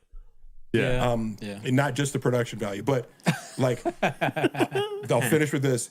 He legitimately had a grudge where he's like, he would kind of try to downplay Rogan's comedy, like, people saw your show and said it was like a TED Talk, and like, wow. Could you imagine? Again, Brett Rogan is shit at stand-up, but everybody should be offended. Doesn't matter what level of comedian you are, you should be offended if Brendan's taking a piss out of your stand-up. He's that bad, right? Doesn't matter how bad you are, if Brendan is in a position where he can poke fun at or mock your stand-up comedy, you should take that so personally, and you should be so offended, super offended. That someone like that could be judging anything that you do. Oh my God. That like helps his ego a lot to think that other people don't like Rogan's stand up. So like by doing this, like Brendan would actually watch that video and be like, "Ha, told you." Like, yep. Wow. You're trying to criticize me, but you're the one that people don't even like. Oh my gosh. So he's never gonna say that in public. Yeah. No. But just know for a fact, because I heard. You know what makes sense? Again, BJ could be lying here. Let's take it all with it as a pinch of salt. But I believe him. You know why? Because Brendan is too much like, he love bombs too much when it comes to Rogan. There's too much love Rogan. Just spoke to him the other day. Like, he goes out of his way to always suck his dick, obviously on the pod. It wouldn't surprise me if somebody that does that is also the person that's quick to say the worst things about you behind your back in private to other people in the industry, in the scene and shit. It wouldn't surprise me in the slightest if that was true. Because he does go out of his way to always nut hug and gargle fucking, Brendan's taint in his mouth at every fucking point. So it wouldn't surprise me if that same person is also very quick to like whisper, at your fucking misgreeds and shit. I definitely could see that being the case. So many times, like after Rogan dressed him down for, the Gringo Poppy in private. Yo, what's going on with the Too Lazy to Try fucking slander here? NJ Ranger getting in on him. Too Lazy as a bum, Too Lazy down been on his period 2 weeks. What's going on? Is it late? Is Too Lazy to Try latest video really bad? Why are you guys getting on Too Lazy to Try, man? Let him rock. Let him rock.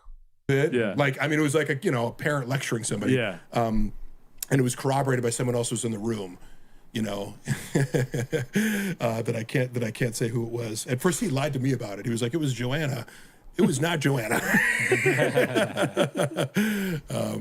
But he held on to it for months. Yeah. And would like say snarky things to Joe, like passive aggressively. Yeah. Awesome. He's like he put out. So essentially he's saying that Brendan has held a grudge over Joe because Joe called him out. I guess maybe the handler comments and maybe things in private about the Gringo Pappy being shit. Brendan never stood a chance, innit? Brendan never stood a chance, bro. Holding grudges against people because they're trying to tell you what you're doing is terrible and you should maybe try and, get it to be a good level before you put it out in the public is wild. Remember the Green Room Diaries? He was like where he was like, I write a bit an hour before I go on stage. No, you don't. You work on it all week. I don't know why you feel the need to lie about it. By the way, I didn't know that's new information. Green Room Diaries are not written in the green room an hour before the show. They were written weeks in advance. Which is classic Brendan, isn't it? Classic fucking lying Brendan. Green Room Diaries. I'm literally writing them before I get on stage. No, actually, you're writing them the week before. It's like, fuck Brendan, man. Always fucking lying.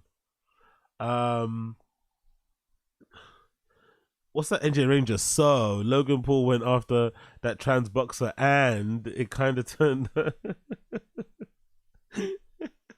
NJ Ranger fucking hates Too Lazy to Try. Oh, that's a really good impression, actually. I'm not gonna lie. I read it and I heard his voice. Oh, but big up Too Lazy to Try, man. Big up Too Lazy to Try. Big up Too Lazy to Try. He's doing these like city specific, like, oh, Charlotte, you guys should have a Muggsy Bogues fucking thing, whatever. He put that out and like Rogan said something positive about it, and he couldn't help but be like, "Oh, should I have asked your permission before that?" Like he actually texted. Oh that. my it's god, like, bro, like let it go, man. Damn. This is Joe Rogan. Yeah, it's Joe Rogan. I kind of have to watch the whole thing. I'm not gonna lie. I'm gonna probably watch the whole thing later on because big up Mo, big up Mo, big up Mo, big up Mo, big up Mo. Chicken Tinka Zinka. If you had the chance to interview / co-host with BGL for one episode, would you be down? To co-host, why not? There's nothing to talk about really. I don't have nothing to ask him, but why not? We could watch some fucking funny clips on stream together. Why the fuck not? Why the fuck not? Why the fuck not? Why the fuck not? Let's fucking burn the whole house down. But big up Mo. Appreciate you, Mo. But yeah, I want to watch the whole thing now because BGL has a tendency to kill people. He kind of can, you know how I say sometimes I like to kill the room? He can sometimes kill the room.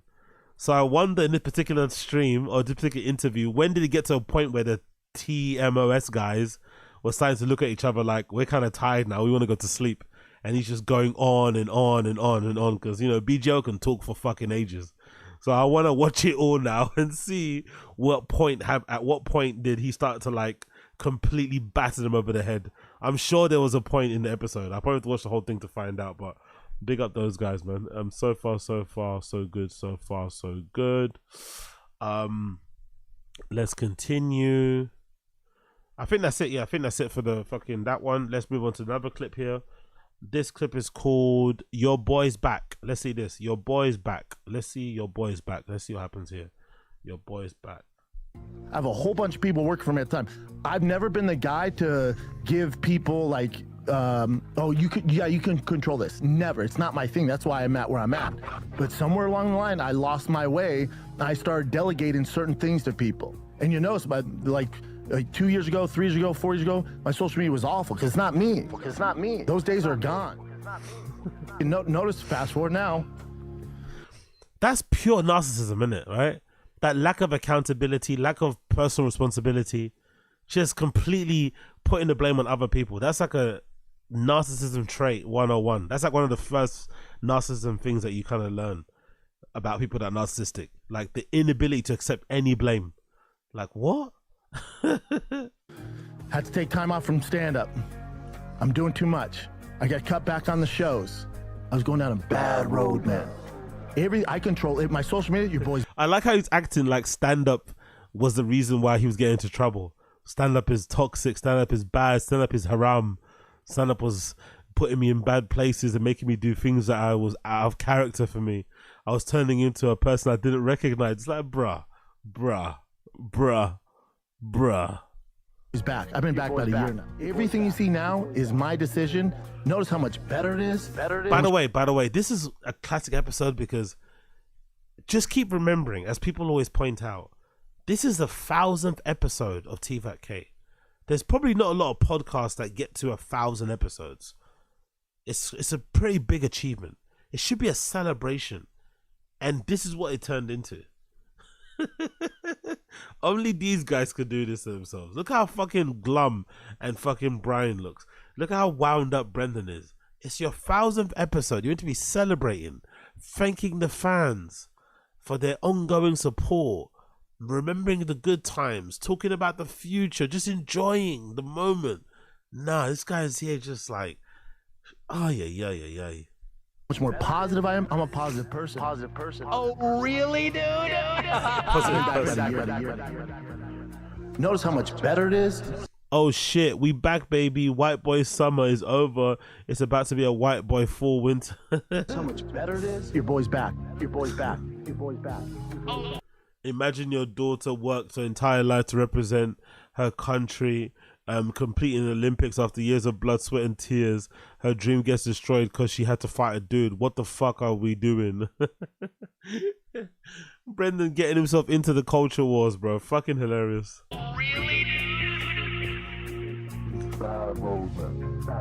I'm surprised he wasn't named in that lawsuit, bro. He should have been named in that lawsuit. I don't know, but she's from Moroccan Nigerian. She should have put him in that lawsuit too. She should have named him alongside Elon and fucking J.K. Rowling. She should have named Brendan in that lawsuit. Life is too short to drive electric cars. Boo. I've been back about a year. About a year now. I was going down a bad road, man. But you can't even drive Manuel. You drive a Harley. Drive Manuel. Somebody in the Fighting the Kids subreddit made a meme about the Manuel thing, and it was a gearbox that had a sombrero. It was a gear stick with a sombrero on the top. I was like, honestly, man, amazing. Manuel, you know. You can't even drive a Manuel. Oh, I fucking love Brendan, man. I love him so fucking much. I love the fucking iPhone autocorrect as well. You know, fucking Manuel with the fucking capital M as well. So clearly he knows a Manuel, which makes it even more special, even more hilarious. About a year now.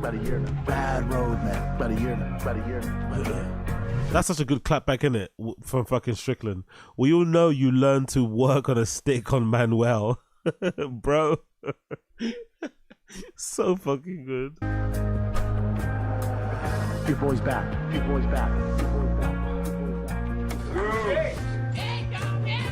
Talk the talk. Do you walk the walk?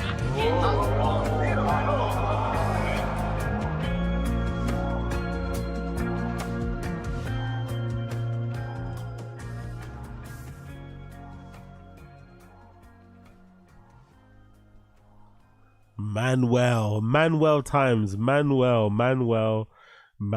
Big up. Oh, big up everybody, man. Appreciate you, Manuel. Big up Andy Ward. Manuel, it's an automatic with salsa on it.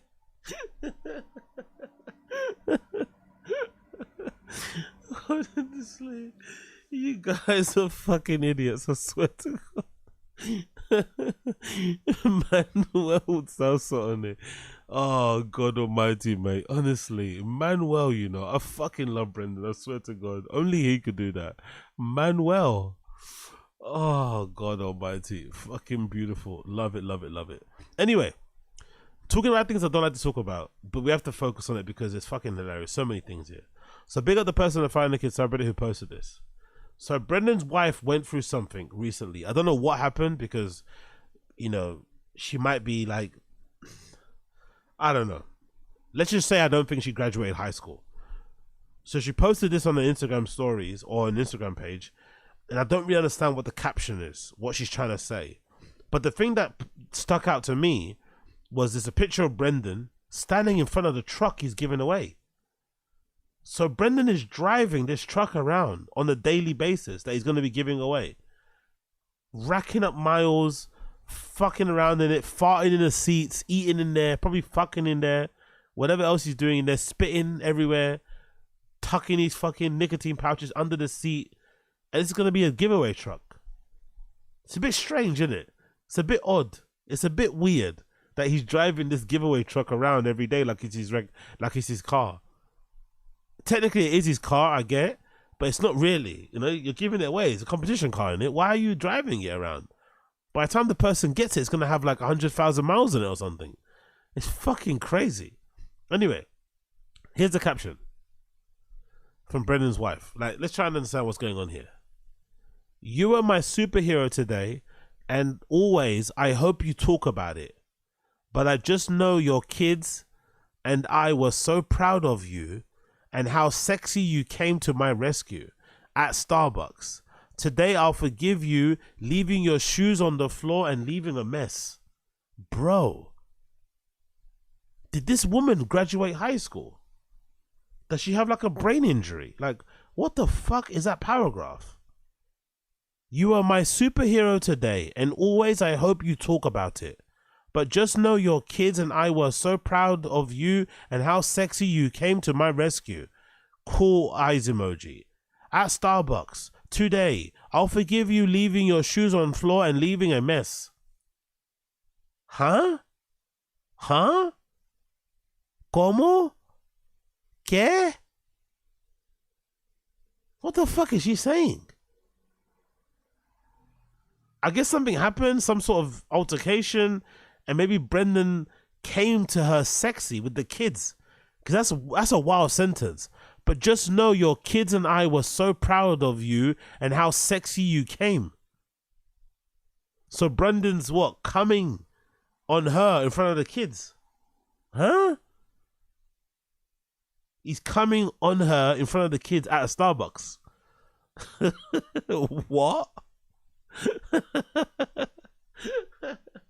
Brendan's not only fucking saying as in the giveaway truck, he's also fucking the wife in Starbucks in a public place in front of the kids, allegedly. I don't know what's going on here. I honestly don't know what's going on here. I really don't know. By the way, Brendan must do some epic shits in it. His bathroom must be on fire because I'm a bit jealous.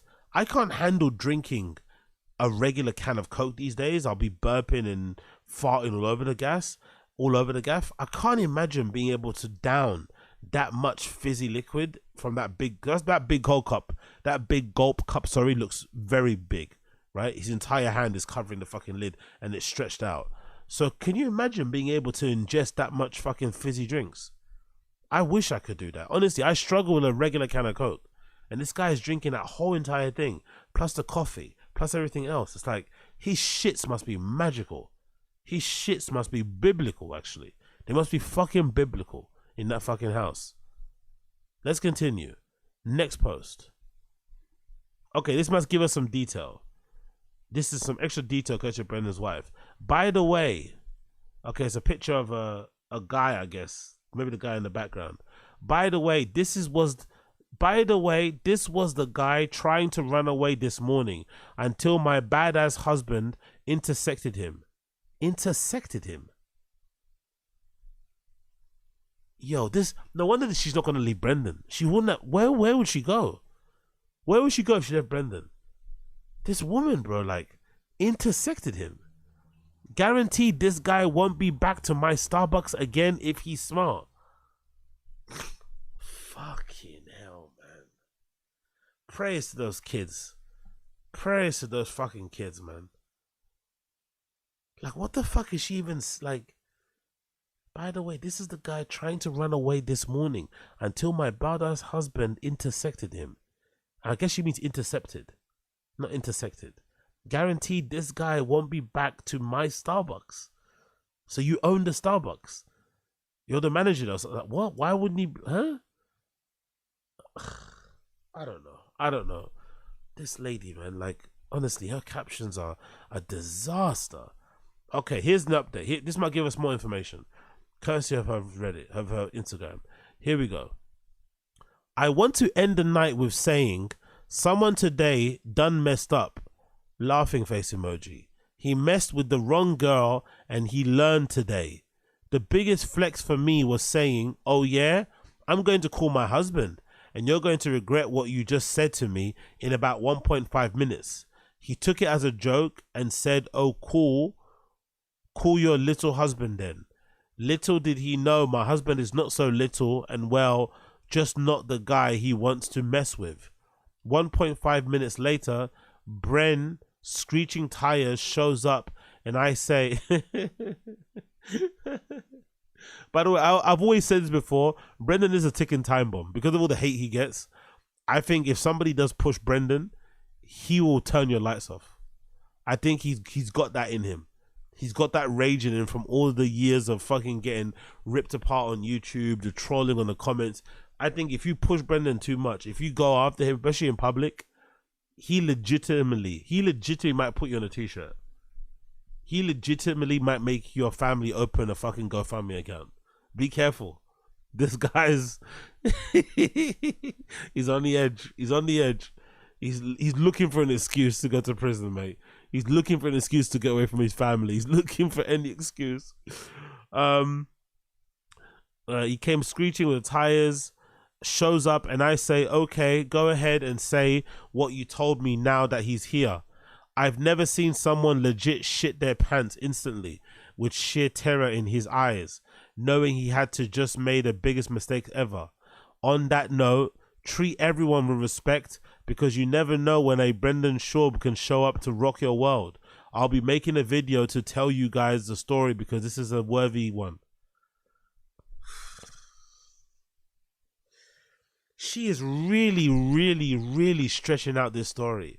So from what I can pass together, from what I can kind of cobble together, she had like a bad interaction with some guy at a parking lot at the drive-thru at the Starbucks. They get into some sort of back and forth exchange. The guy probably gets a bit mouthy and then she threatens to call her hubby. He says, I dare you. She calls Brendan. Brendan's always looking for an excuse to fuck somebody up. He drives over to the Starbucks looking to fuck up the guy. He sees some old dusty white dude and he just kind of kills it.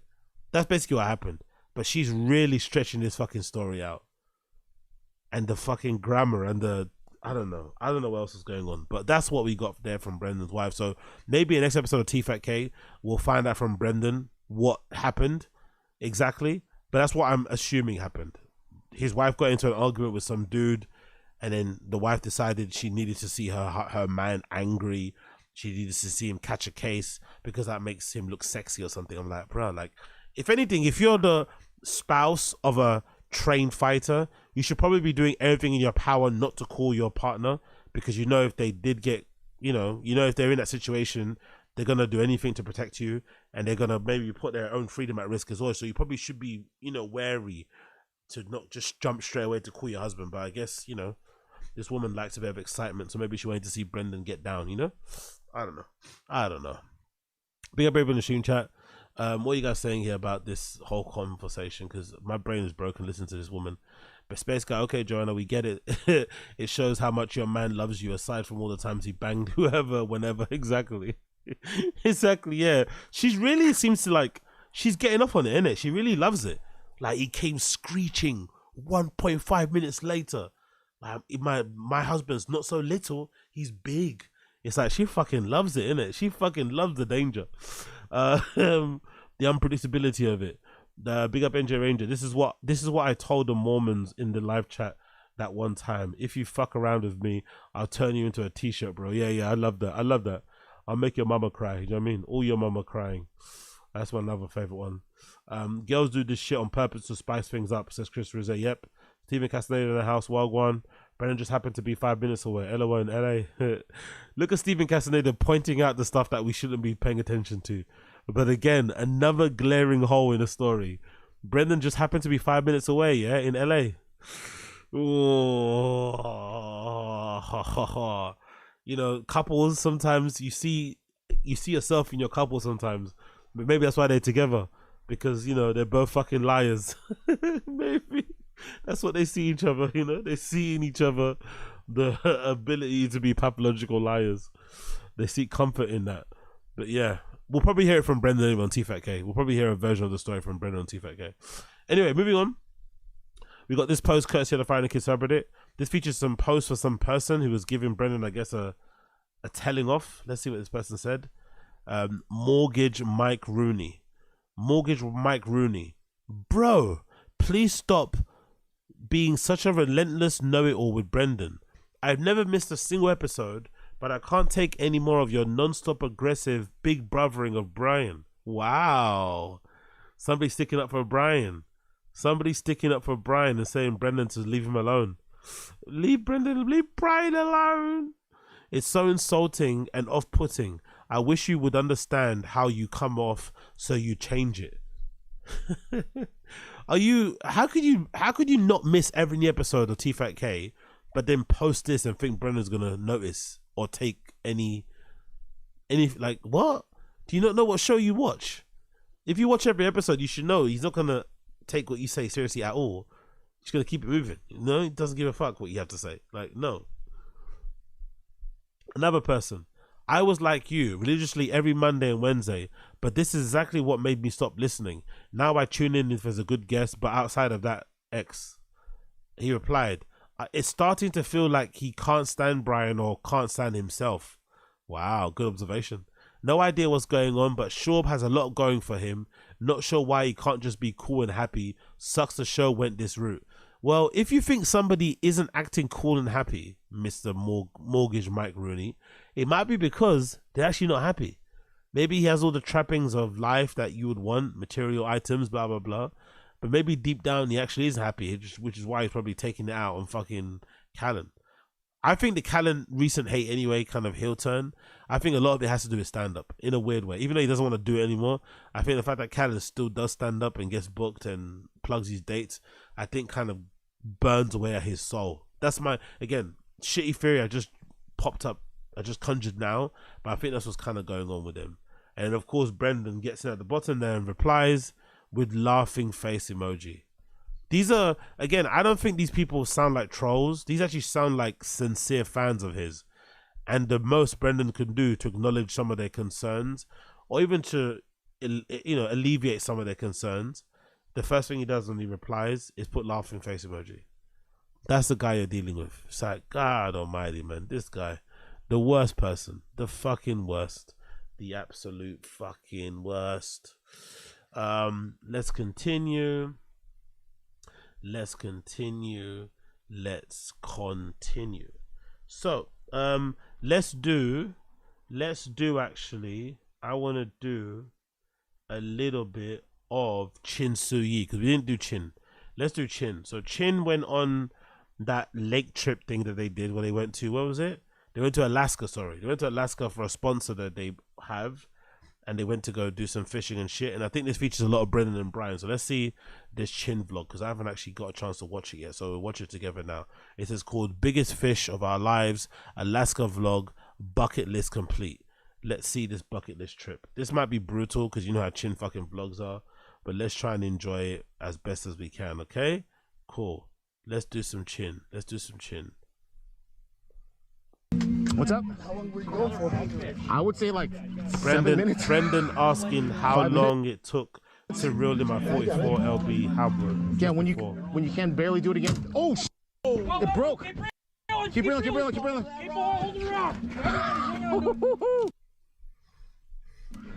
Dude, this thing is enormous. Keep reeling, just keep reeling. Broke the rod. Watch your hand, B. On our way to Alaska. This is where we're at. Flight to Seattle. Smart. Yo, I'm not gonna lie. Let me get this fucking bit rate down so it doesn't stop skipping all over the place. But how furious would you be if you're on the plane trying to put your fucking luggage in your overhead compartments and Chin is walking around the aisles vlogging? As a fellow fucking passenger on that plane, how furious would you be with Chin? Wouldn't you want to fucking ram his head into one of those overhead bins? This is where we're at right now. Smart. Sit down, bro. Tell me fucking shit home. But Brian's all the way down. I can't even see him. He's so far back. So we have made it now to Seattle and heading to Ketchikan. Ketchikan. Oh, sweet. Drama me, It's not expensive, drama right? me, not cheap. It's a good sign. That button's fresh. All right, so here we are. PF Chang's. We're in Seattle, man. Seattle Airport. PF Chang's. We're trying for the first time. So now you can zoom in, zoom out, give it a shot. He helps like struggling businesses, like Puts on like YouTube. Oh yeah. Yeah, like Netflix. Oh yeah. Comedy Central. Chin. Big up Chris Rizze. A brutal Chin vlog is a great Chin vlog. Let Chin cook. Like, Chin, what are you doing? Again,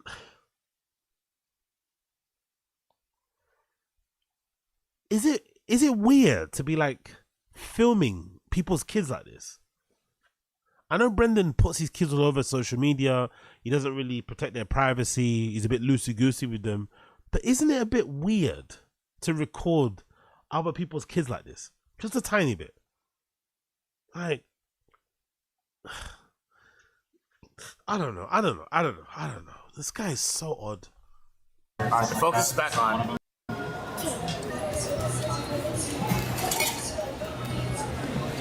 Say hello. Hello. Dad. So Chin's getting Brendan's kid to like film some of the vlog with him. So Brendan's kid not only takes first trap pictures of his mum for her Instagram, he's also now turned into like the second camera guy operator at this trip. It's like, Why did I PF Chang's? Because it's traditional Chinese food from the ancient Chinese ways. I'm talking orange chicken, spicy chicken, the lettuce wraps. This is authentic Chinese food from Beijing, China. Yeah, I didn't realize that. Yeah, they did. Yeah, they bleached the kid's hair. Of course they bleached the kid's hair. Of course they bleached the kid's hair, bro. It's an LA kid, bro. He goes to fucking cool LA schools, cool LA friends. They're already trying to build him up to be basically mini Brendan, isn't it? Essentially. They're already trying to build him up to be an influencer. He'll probably have his own podcast in a couple of years. Of course they'd bleach his hair. Yeah.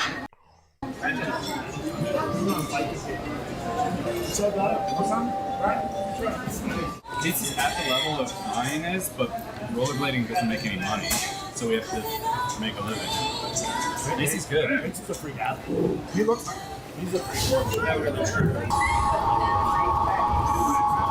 Yo, Chin's filming the kid a bit too much, bro. Film me a little edited and stuff, but like, Chin is pointing the camera at that kid a little bit too much. I don't know what's going on here. I don't know about that Raptor, bro. Oh, the TRX? Yeah. I saw. Oh, it's a fan. Why does Brendan have such a fucking pull with like Hispanic looking guys? Is it because he looks Hispanic himself? Hispanic looking guys love Brendan, bro. Podcast Brendan. They not even UFC Brendan. They love podcast Brendan. Brendan has like a thing, like Hispanic looking dudes just can't get enough of Brendan. They fucking love him, like genuinely. He doesn't like them because he wants his fans to look cooler than that. But these type of guys, they fucking love Brendan down hard. You can't say shit about Brendan to these guys.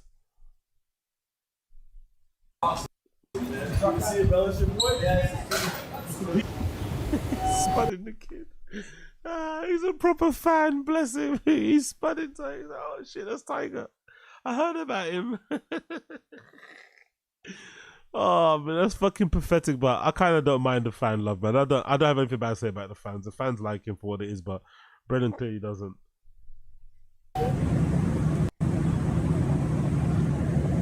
Enjoying that, of course. Chin on the beers. There he is, Brian in the wild. We're here in Alaska. We are. Catch camera, give me some bear spray. Salmon capital of the world. I did not know that. We are finally here at Ketchikan, Alaska.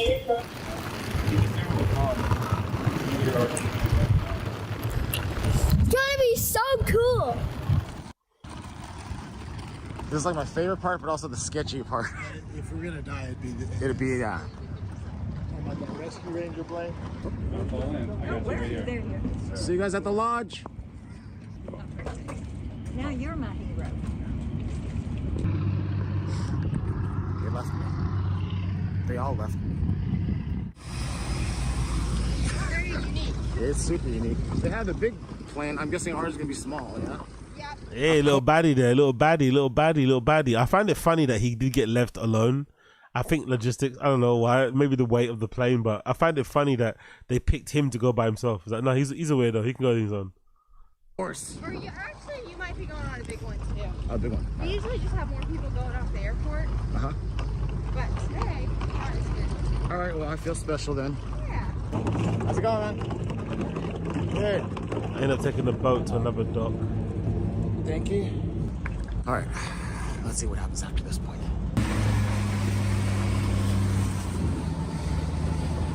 Hey, what's up, bro? Is this the wink? Yeah. Okay, that's Lex. I thought that was his other friend. He kind of looks like that friend that he went to hang out with in Arizona, doesn't he? Lex kind of looks like that guy that was cooking him that fucking gravy chips thing, whatever they was eating. Barely. Dude. Brand new. There's meaning to it too. It's not just random stuff, you know? Yeah, exactly, Coiler. Exactly, Coiler. Pussy could jump out of the water, hit him in the face. He'd be exactly. He doesn't stand. He'd probably run. He'd probably run if that happens. He'd probably run. Drunk and have someone quickly lodge on you? I would do that too, but no, this time I didn't. Thank you. Of course. Oh, so tight. I should have sat where you're sitting. Oh my gosh. This is tiny.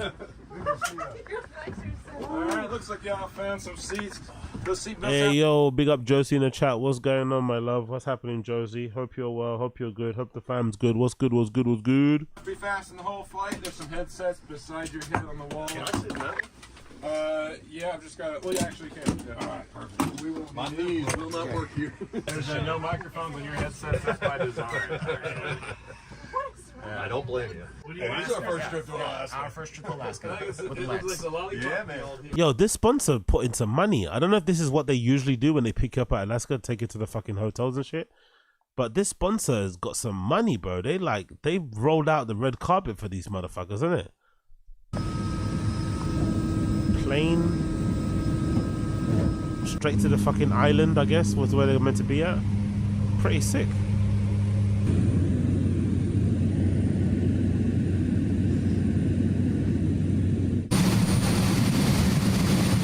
A mountain that has snow on it.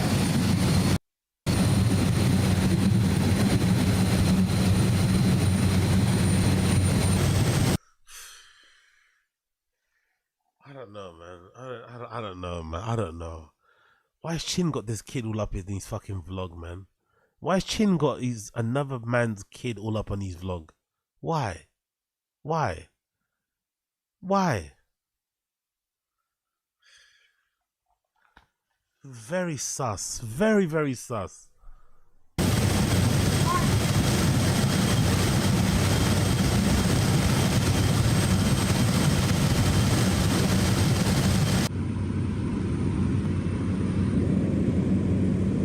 Wow, look how beautiful that looks, bro.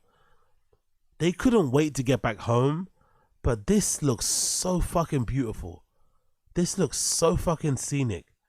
They were complaining about the whole thing the entire time they were there. They bitched and moaned about it on the podcast. But look at how amazing it actually looked. Wow.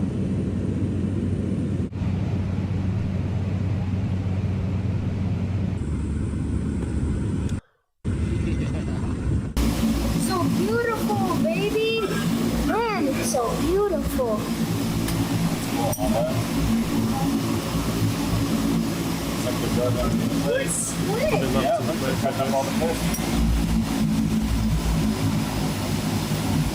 We love the news. Yeah. I guess that's the lodge that they were going to be in. I'm Amy. Hi, Amy. You're the newbie. I'm the newbie. You look Cool stuff over here. Chin just letting Chin. So what? So this is like a collaboration between Chin and Tiger. This is Tiger Cam. So this is all Tiger filming. So Chin and Brendan's son collaborated on this vlog. Okay.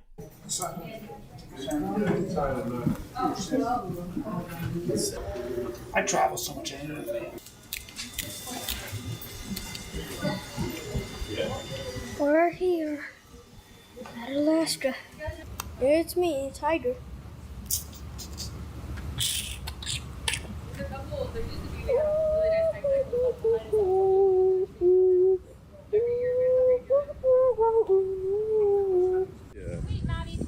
Chin leaving all that in. Like, Chin just leaving all that shit in. Like, it's mad, isn't it? Chin just like... He's lack of social... I don't know. Whatever. Let's just continue. It's dope. Yeah, it's gorgeous. That's it. All right, all your. Oh, now you give me my camera back? My dad said. Did you film a lot of stuff? Yeah. Cool stuff? Yeah. Oh, this is so dope. Hi guys. Wow, didn't waste much time getting that Diet Coke. Oh no. I requested a special order. What's up, boys? Bud Light. Looking in shape, brother. Yeah, man. Dude, I told him the same thing. It is a bit of a hike. Sorry about that. That's good. That's good exercise. This is it, though. This is the Eagles. Yeah. Let me get you guys in. There should be names on the name tags. Okay. Yeah, very You cool. guys will be right up here. You're going to be on the door. It's super. Yeah. All right, you guys all good? Yes, thank you. Perfect. See you guys later. Sounds good. Oh, look at this patio. Yeah, he's got another balcony for fucking Chin. Yay. Now he's up to about 5 or 6 balconies, not just 3. He's got about 5 or 6, bro. And he did say there were bear here that we can probably check out later. Wow, what a nice place. Look at that view. Look at that view. Look at that view. That's gorgeous, man. Sitting there in the morning with a cup of coffee. It's just about to film you. Oh my goodness, dude, this is a beautiful patio. The filmer becomes the filmee. Got it. This is nice. Recliner chairs, all made out of like maple wood. Hey, I was down to be a roomie with you, but we're sharing a wall, and then we get to share a deck. Yeah, we could always meet outside. It's a gorgeous place, man. On it. All right, there we go. Cheers. And you go by Nate or just go by Nate? It is dinner time.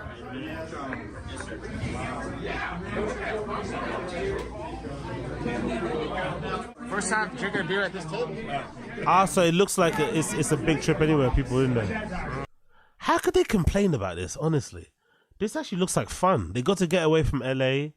They got to go to a fucking secluded place somewhere, a little bit detached from the hustle and bustle of LA and shit. Like, how do they complain about this? Like, only these guys could complain about this shit. Thank you, brother. Cheers. Yo, Chin can drink, innit? Chin can fucking knock them back, to be fair. Chin can knock them back.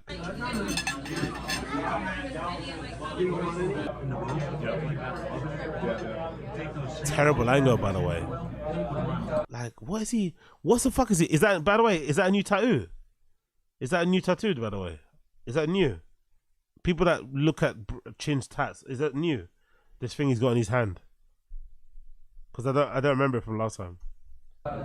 Since 1998. Woo. I'm Brian. I'm from Los Angeles. First time here. Tiger? My name is Tiger, and this is my first time here.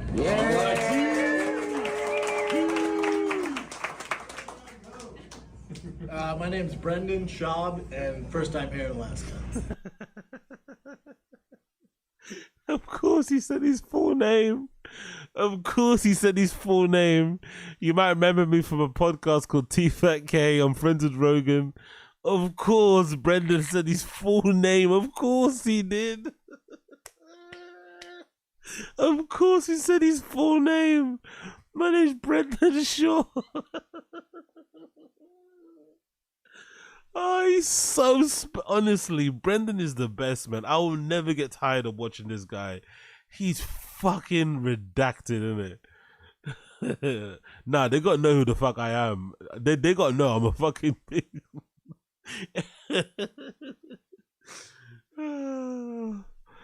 Oh, and by the way, Chin filming this also. No one else in the. By the way, have you noticed something?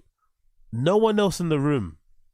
No one else. This looks like, from what I can surmise, this looks like a trip that they organized for maybe special customers. Maybe all the other people there are podcast people too. Maybe they're people they advertise with. But it looks like they arranged it all at one time. So we're gonna fly all these people in, show them what we're about, so that they can get a deeper understanding of what we do, and that they can maybe help them push our ads a bit more, sell what we do more. We can make more money, help them make more money, blah blah blah.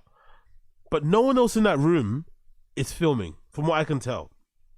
Chin's the only person recording this little like cool hangout thing. You know, like, just put the camera down, bro. Don't read the room a little bit. So it's funny that Brendan said what he said, but we're not meant to see this. This is meant to be one of those like influencer marketing trips that happen all the time. But no one records the naffy things because everyone knows it's naff. But of course Chin is there to record this embarrassing shit because he just can't turn off his fucking phone or his fucking vlogging camera. I'm from California, but not like the bad part of it. Yeah, you are. 100% you are. You live in LA. What part of California is that? I want to know. Yeah. I live on the outskirts. I'll storm the Capitol. Marco Mombesky from LA, probably the bad part that he's talking about. And he won't storm the Capitol. We still like him. I won't, but first time here. Yeah. My name's Shin. I was born in Korea, but raised in Texas. Oh my god. Oh my god. No way. No way. No way. No way. No way. No way. My name's Chin. I was born in Korea but raised in Texas. No fucking way. No fucking way. Brendan, look what Brendan did. Look at the fucking domino. Look at the consequence of what Brendan did. Brendan mentioned his surname, and that got Chin into doing his fucking I'm an immigrant, I'm a fucking minority, feel bad for me spiel. Like, what the fuck is that? What? I'm born in Korea but raised in Texas. Like, you hear his accent as well. Do you hear the voice he puts on as well? He's hamming up with his white guy voice. Listen to Chin's white guy voice. Capital. We still like it. I won't, but first time here. Yeah. My name's Chin. I was born in Korea, but raised in Texas. I love Texas. So first time in Alaska. This is my bucket list trip, so I'm so happy to be here. Have you ever heard Chin sound like that? Hear his accent. Hey y'all, my name is Chin. Oh my God. Chin trying to ingratiate himself with the whites. He wants them to accept him. He feels a little bit left out, like he's sticking out too much. Hey man, hey y'all, I'm just a small town boy. Oh my God, one more time. Sorry, one more time. That was so sickening. I won't, but first time here. Yeah. My name's Chin. I was born in Korea, but raised in Texas. I love Texas. So first time in Alaska. This is my bucket list trip, so I'm so happy to be here with you guys. I'm so happy to be here, y'all.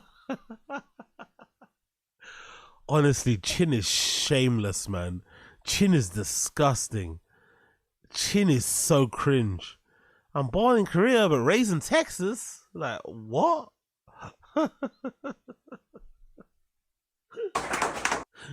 My name is Lex, and both of my ex-wives are from Texas. But I still love Texas. And this is my first time here. Woo! People are doing fucking material over here, isn't it? Like, right? People out here doing fucking material. Welcome aboard the Mystic. The Mystic. This is where they prep the day before, fishing on all the safety rules. All right, Chin. Any shit out of you this trip? What are you talking about? Yeah. Any problems out of you, son? I'm be real good. Right here is a fire extinguisher. They don't mess around with the fire extinguishers. Up there's a fire extinguisher. There's another fire extinguisher up here. There's also another fire extinguisher here.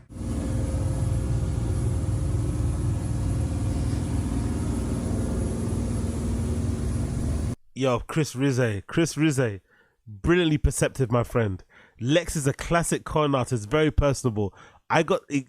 You read my mind, bro. You read my mind. Exactly, yeah. He's got that. We've all met a Lex before in our lives. We've all met a version of that kind of guy. Just don't really know what he does. He's always around, helping people out, you know, being useful. Oh yeah, Lex is yeah. I like Chris Rizzo. Chris Rizzo sniffed that one out. You saw.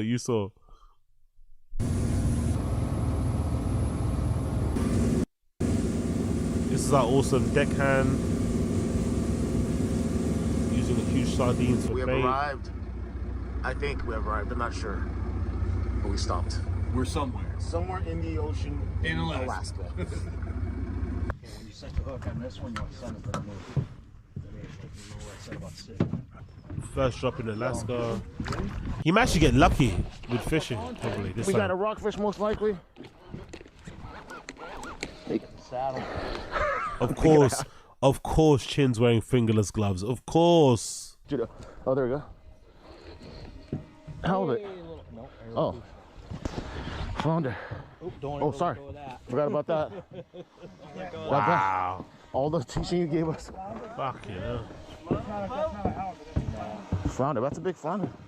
For California. Yeah. Little one? Yeah. Well, that's a halibut. Oh, it's a halibut? Yep. It's alright, where the paddles are, the big ones are. Oh, they're called paddles? We're a small halibut, like a ping pong paddle. Gotcha. Makes sense. All right, here we go. I've never seen Chin catch this many fish ever. This has been the most fish I've seen Chin catch ever in the history of watching these vlogs. He's never caught. Never, ever, ever. Like, I don't know if this is like fake as well. Do they pour all these fish into this sea? Or are they always there? I don't know. It feels like they're just everywhere. Chin's getting lucky every time he puts his fucking rod in there. He's getting a bite. I don't know. This feels like they engineered this place. It's like a farm or something.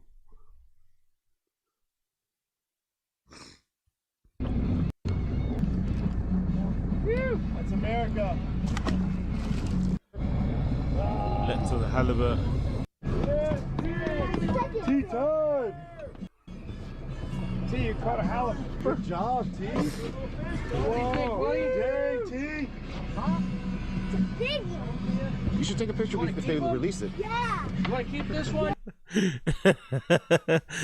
Brendan's kid didn't high five him there. That was kind of brutal. I'm not gonna lie. Brendan's kids didn't high five Brendan there. That was kind of brutal.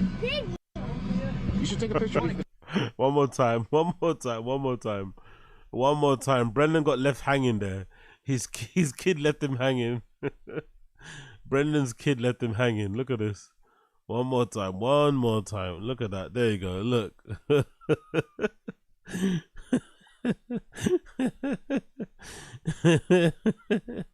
He completely turned the other way.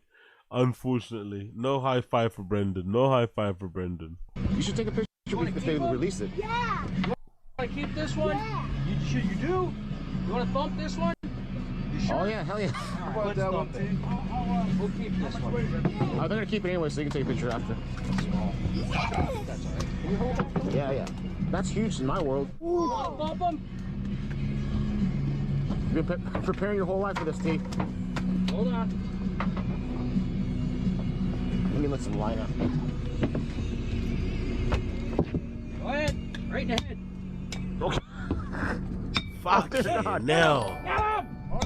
Fucking hell. Big up NJ Ranger. Deckhand? More like deckhand, am I right, fellas? On an unrelated note, Oz, Mrs. Boppa once again reminding you why she is not exempt from clowning. Her shoes def hunk when she walks around. I just get bummed out by the picture she takes, bro. Like, I've noticed it now because people on T5K subreddit point out, but if you look in her sunglasses and usually the angle and the height of the picture, you can tell that usually Tiger's the one taking the pictures. Those first traps that she does, literal first traps, she gets her son to the pictures. Like, that's the stuff that just bums me out. I can't even, I'm like, fucking hell, man. Like, oh yeah, like getting your mum's angles right to like show her bum and to make sure her boobs look good. Like, ay. Those kids don't stand a fucking chance. Big up NJ Ranger.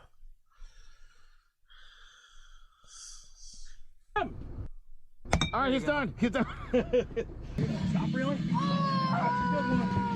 Woo! Let me see. Oh, hell yeah. What's up? What's up? Dad, that's bigger than mine. Yeah, it is. It's huge. Pause there, no? Pause, no? Pause there a little bit, no? What's up? What's up? Dad, that's bigger than mine. Yeah, it is. It's huge. Little bit of a pause there, no? Little bit of a pause there needed. Hey, yo.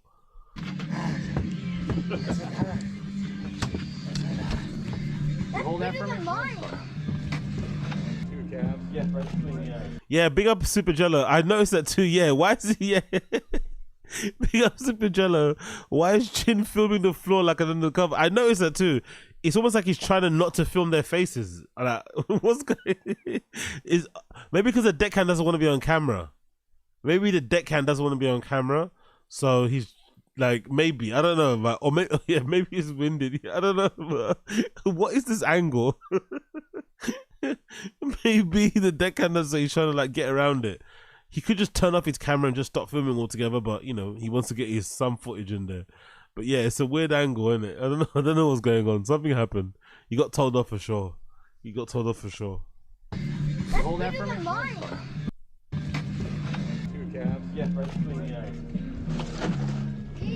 Super's checking on us. By, but they didn't jump on the boat. And, Here we go. To make sure all the regulations are good. As you can see, most of the guys take off the salmon from the skin and just leave.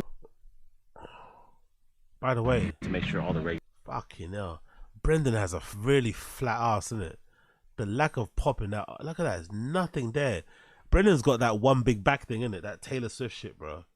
That's one big back. Look at the lack of ass, just like all down, all flat. Fucking hell, bro. No bum, no nothing. Just flat the whole way down. It's like a fucking ruler. Brendan, where's your ass, bro? I thought you squat. I thought you run. Where's your fucking ass? It's just completely flat. Anyway. Schoolboy Chin with these little bucket hats. regulations are good. As you can see, most of the guys take off the salmon from the skin and just leave the skin left over, but little do they know, I loved me some fish skin. Fish skin. Company head your way.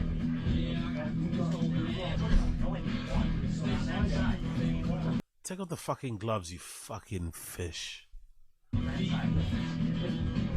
didn't realize that, but we have our own lunch bags here. That's mine. This is a big one. Guys, I got a big one. Reel. I'm reeling. The drag is like... Reel it up fast. Reel it up. No, reel it up fast. Come on, Chin. Try. Don't fuck this up, Chin. I'm trying not to. Here you go, Chin. Just keep reeling, Chin. I'm trying. Now, I need everybody who's not... So basically, from what I can surmise, Chin is quite useless at fishing, isn't it? Chin is not really good at fishing. From what I can surmise, Chin's not that good at this. He's kind of, you know, he's getting a bit flustered. He's getting a bit stressed out. He's not really good at fishing, is he, in general? I think that's what I can surmise from what's going on here. I think he's good at eating. He's good at drinking, but he's not good at fishing. Fighting this fish besides the cameraman and me to get out of here. Here you go, Chin. All right, Chin, make it happen, baby. I'm trying. Oh, dude, this is hard. You get tired? Come on, dude, it's hard. Come on now. Chin, To go on the other side of Chin. Or go all the way around. Yep. Yeah, I agree with you, Koilo. I agree with you. To be fair, weirdly enough, Tiger Cam stuff has been the best stuff. The bits where Tiger films have been the best bit about the vlogs. Weirdly enough, he's actually got a good eye. He's actually doing it pretty well. Like nice little shots of like the, you know, where they're going and shit, out of the, you know, the landscape and shit. He actually did pretty well. The Chin video, the Chin clips have been the fucking worst shit of this whole thing. And he's clearly adding a little bit of fun to the outgoings, to the outing itself. Do you know what I mean? He's making it fun, being, you know, a cute, innocent kid and shit. Everyone's kind of happy to have around. But yeah, weirdly enough, the Tiger Cam thing has been the best part about this. Oh, fuck. Come on, buddy, you got it. I might need one of you big boys to help me out.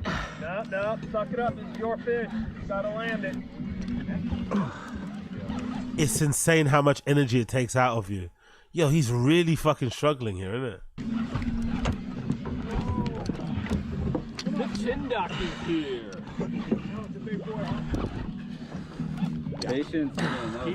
Keep reeling. Don't stop. I'm trying. This is freaking hard. He's really struggling, isn't it? He's Yeah, really man, struggling. All right, I need you. Go. Stay away from that gun. Cut it. I tangled another line, so our captain was having our deckhand cut it. Cut it. There you go, Chin. Come on, Chin, you got this, buddy. He's struggling so hard. Fucking hell, Chin. Almost there, bud. Whatever, I just don't want it. Let that handle go down or whatever it is. It won't knock the other parts off. Oh, I'm tired, bro. No. Come on up here. Come over here. I just don't know how much line is left over, because... Just keep reeling. Just keep I'll keep going until I can't. I'll keep going till I can. He's about to cry. He's about to cry. I'll keep going.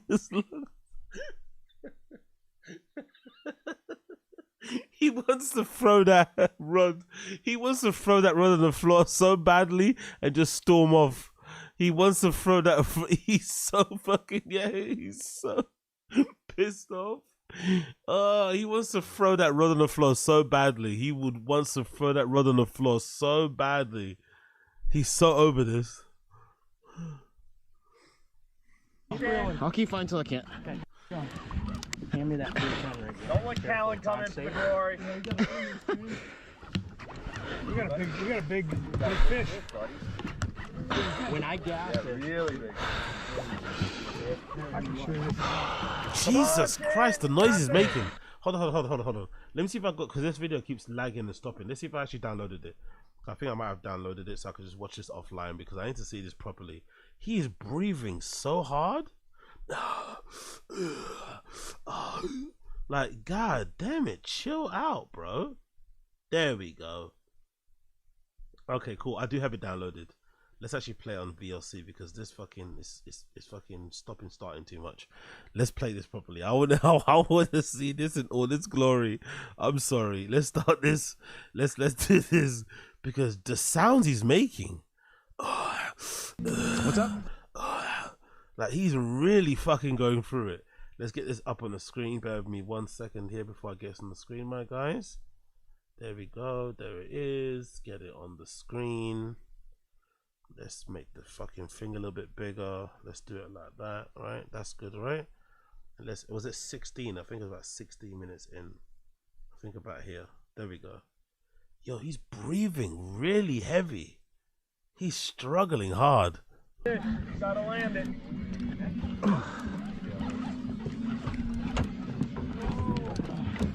The chin doctor's here. Patience. Keep reeling. Don't stop. Chin got more aroused bringing the fish in than Bobo. Chin was about to bust. Super Jello. He sounded like he just killed the hooker. Big Uncle, this is what Jobbo wanted to hear, and he left her exactly. I'm trying. This is freaking hard. Yeah, bro. You want? All right, I need you. Go. Stay away from that gun. Cut it! Cut it! Cut it! There you go, Tim. Come on, Jen. You got this, buddy. Almost there, bud. Whatever, I just don't want it. Let that handle go down or whatever it is. It won't knock the other parts off. Oh, I'm tired, bro. No. Come on up here. Come over here. I just don't know how much line is left over, cause. Just keep reeling. Yeah, I'll keep going. I'll keep going till I can't. I'll keep fighting till I can't. I'll keep fighting till I can. That's the Texas way. My daddy told me. My papa. Texas strong. Hand me that blue pen right there. Don't let Callan come in for the glory. We got a big. Oh, Super Jello read my mind. Super Jello read my mind. Now they know he ain't from Texas, B. Exactly. Super Jello read my fucking mind. Big fish. When I gas it. Really big.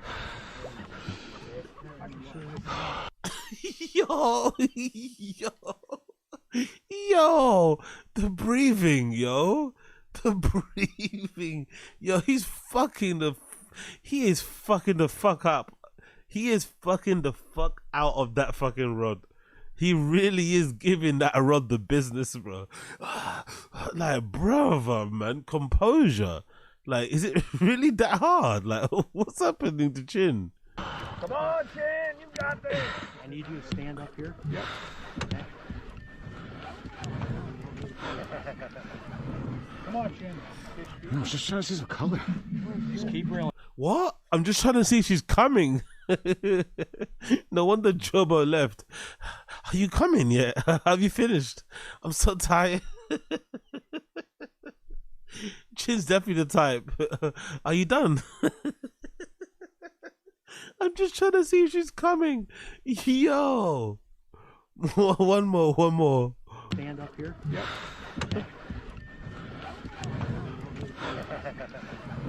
Come on, Chin. No, just trying to see some color. He's a freaky boy, innit? He's a fucking freaky lad.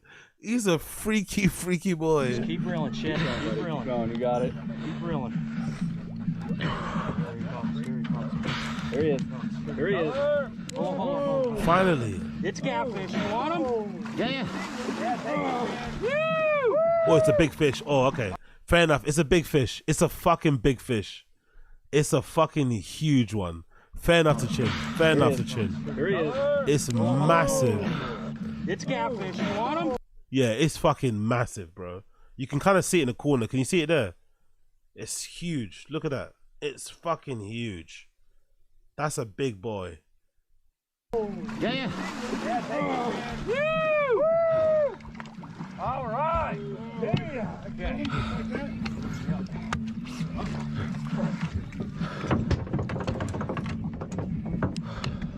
Yeah. Yeah, if you just bust, Chin's happy. Way to go, Chin. Thanks, dude. Chin looking for a napkin. Dude, I think I can bring it in. It was freaking hard to reel this thing in.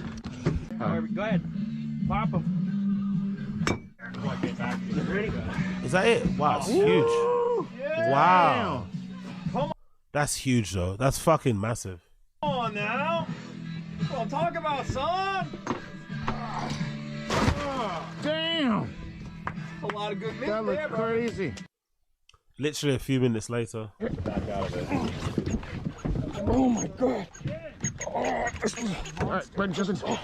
We need your strength. Here, go. Wait. No. Let go. Get it in. Help get it in there. Now. This is very homoerotic, isn't it? Oh. Yeah, this is very homoerotic. Damn. A lot of good meat That there, looks bro. crazy. The sounds these guys are making out of it. Oh my god. All right, Brendan, jump in. We need your strength. Here, go. Wait. No. Let go. Get it in. Help get it in there. Get it in there. Kyla, I need a cigarette now. Pause the stream. Yo, these are some freaky boys, man. This is a freaky boys trip. Now. All right, B, let's go, buddy. You're still there or not? Yeah. Okay. Keep reeling. Holy shit. Dude, that one felt huge. That one's huge. Oh, look at fucking that! Finally, the cheeks are popping. Brendan got the fucking full cheeks out. Look, fucking hell! Finally, the cheeks are popping. Fucking hell! Brendan's fucking cheeks are nearly ripping through the fucking pants. Yo, there's some freaky boys in here, man. All right, listen, Lex. Brian, you might need to jump in after. Brian, he's might need to jump in there. Chin wants a bit of that Brian meat. Brian, man, come jump in there, man. You haven't even had any cum. Like, Chin wants a sword fight with fucking Brian. He's like, Brian, get in there, man. Come on, man. We don't bite. Get in there, bro. We don't bite. TFK Army. Yeah. Yeah, you're here, right? How long were you reeling, Chin? What's up? How long were you going for? I would say like 7 minutes. 5 minutes. Okay, I got it. Yeah, when you can barely do it again. Oh shit! It broke. Keep reeling. Keep on holding it on. Dude, this thing is enormous. Keep reeling. Just keep reeling. Broke the rod. Watch your hand, B. Get your hand out of there. Watch your hand. Just keep. I'll hold the rod. Got it? You got it? I got the rod. You did? Whoa, I need you on the harpoon. Yeah. Yeah, I'm just cranking up this up. Back up for a second. Don't let that rod go, whatever you do. I'm trying to help Brendan on the road. I'll hold this. Come on, B. Jesus Christ. Dude, this is fucking insane. What's Brian doing? You can tell Brian's a rich boy, innit? Brian's not doing anything. Brian's just watching everything going on. Brian's got the napkins or something. Brian's got the wet wipes. Brian's not doing anything, bro. What the fuck is Brian doing? Jesus Christ, bro. That looks a bit wild, doesn't it? If you were like squinting, if you kind of lean back and you squint at the screen right now, if you was to lean back and squint and look at the screen right now, what do you see? What do you see? Pick up Chris Rizzo. This the gayest vlog I've ever watched, lol.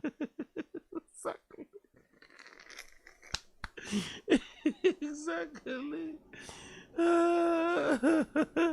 What do you see there?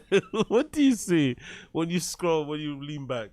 Especially with the avocado popping up there. Big up Chris Rizzo. This is very, very gay. Yo, this is a bit X-rated, man. This might get me age restricted or something. I don't know. Not right now, T. Just leave it, T. You got a fighter here. Just leave it, T. Don't worry, T. I'll deal with you later, T. Chin, bro. You get him? Yep. Fuck yeah, dude. Hell yes, dude. Oh my God. Hell yeah, dude. How do they moan about this? All this fun, all this fucking bro time, all of this fucking, you know, testosterone that they were fucking serving on this boat. How do they have such a miserable time? I still understand. Fuck yeah, dude. Fuck yeah. What's up? What's up? What's up? What's up? Oh, that is a hoss. All right, you want to scab him? Yeah. All right, everybody take a break. Get him. There you go. Wow. What's up? What's up? Damn. What's up, bro? What's up? Chin. Dude. What's up? Chin What's up? Chin hooking some big boys. Well, Brandon brought it in. That's the tough part. Damn. Dude, I don't know how you brought Pull that in. broke. Teamwork. That's excitement, Dad. I needed to bring in the Marines. Excitement. We had to call the Marines in. We had to call the Marines in. That's right? awesome.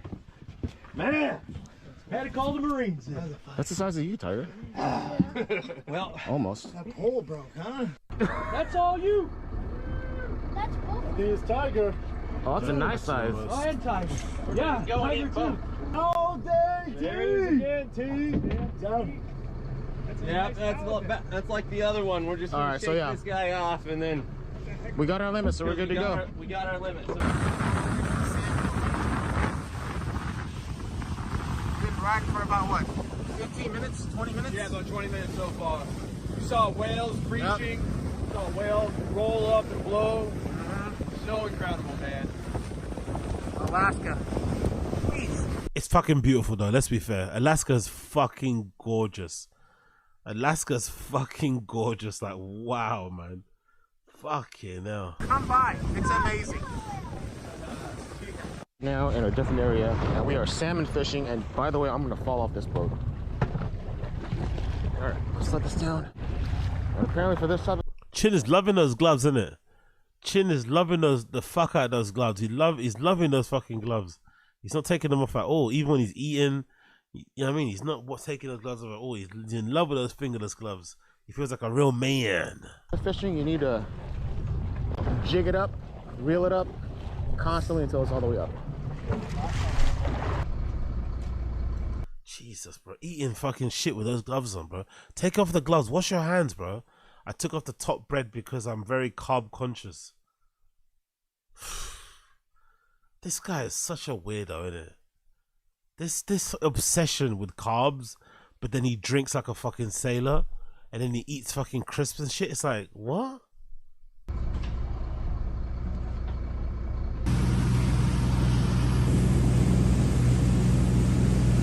Heading back.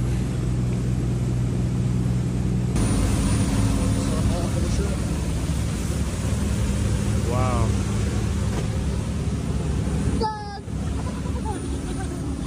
Heading down to get dinner and also to film the podcast. But dude, this is Alaska. It's actually really warm here. Like, I'm wearing shorts. Of course you are. And I'm still warm. Kind of crazy. Hi, Natalie. This is when they give rewards to the fish that were caught. Brendan keeping his eye on the baddie, eh?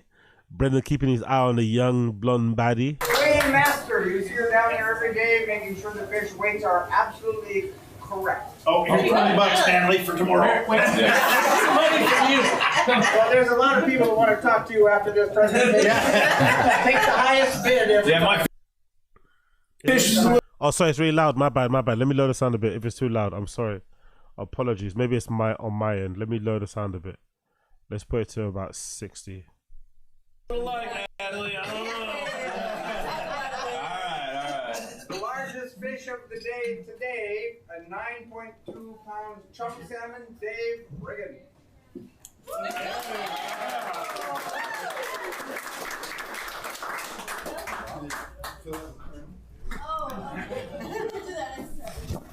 6.2-pound. Bro, don't you edit some of this stuff out? Don't you watch it and just like edit some of this shit? What is all this stuff? Honestly, just edit this. Like, look at him in the corner there. His little dumpy face. Just edit this stuff out. Like, really? I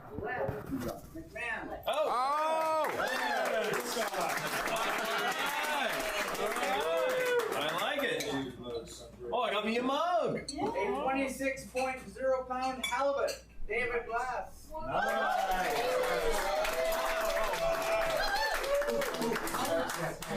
A 4.4-pound pink salmon, Kurt.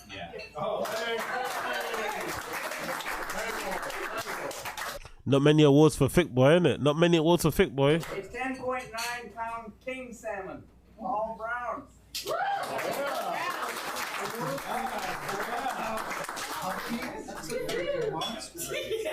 A 6.4-pound coho, John. Yeah.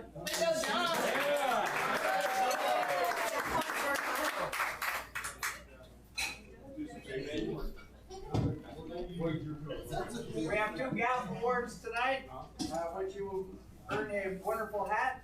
Brendan, a 70.1-pound fish. Yeah. Go. Okay. They're called the gaffers. 1-pound fish, Chin Su Yi. Yeah.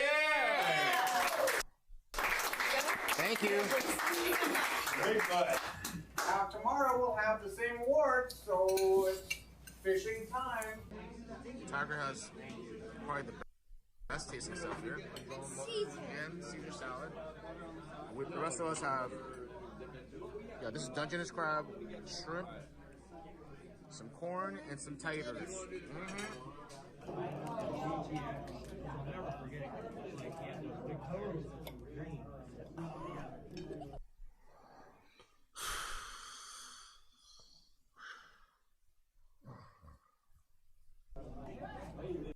Maybe Chin's just broody as well. Maybe Chin's legitimately broody. Maybe, I swear this is new, innit? By the way, this is new. This has to be new. I don't remember him having this. I knew he had something on his hand, but I think the finger stuff, this is new. Has to be new. Oh yeah, big up just Brizzy. I didn't even think about that. Carb count, exactly. I thought he was carb conscious, exactly. Yeah. Doesn't eat the top half of the sandwich, but eats that plate. Make it make sense. Wait, so the codfather, any kind of speech? You got the biggest cod during the trip? 2 days in a row, sir. 2 days in a row. Let's not sell me short. But it's right here, in writing. Lex McMahon, 7.5 pounds. True cod, sir. That is dope. True cod. First of all, look how beautiful this place is. This is my room. It's really messy. Anyway, I'm currently editing Fighter and Kid episode 1004. Of course you are. Alaska episode. Of course you are. Doing that now, and I'll catch up with you guys afterwards and talk about this whole trip so far. It's been amazing. So, all right, let me finish this, get it uploaded, and then I will touch base with you afterwards. Oh, thanks, Jeff. That's what you do when you get a gaff, huh? That thing is explaining how to celebrate a gafffish. And you're gonna be on that board right over there. Yeah. I have a pick on that wall forever, which is I'm very thankful for. All right. And you'll get yours. So what, is Chin just hanging around babysitting Brendan's kid the whole entire trip? Hopefully this is a real one for Marcus. Feels real. Feels real? Yeah, big up Koila. How hard is this to edit? I would have done it in 10 minutes flat. I think we've realized with Chin, the more we've watched these vlogs, I think we've realized he does that thing that people do when they like, he does like, is it called busy work? Where he just purposely like, he talks, I think he's obviously share editing anyway, but I think he also enjoys the fact that he's the only one that people can, he's the only one that can do all that shit. So he enjoys kind of being the go-to person, and he kind of enjoys complaining about it, but he's never ever going to delegate or relinquish control of whatever he does. So, you know, it's one of those type of things. So for sure, this edit didn't need, I don't know, whatever.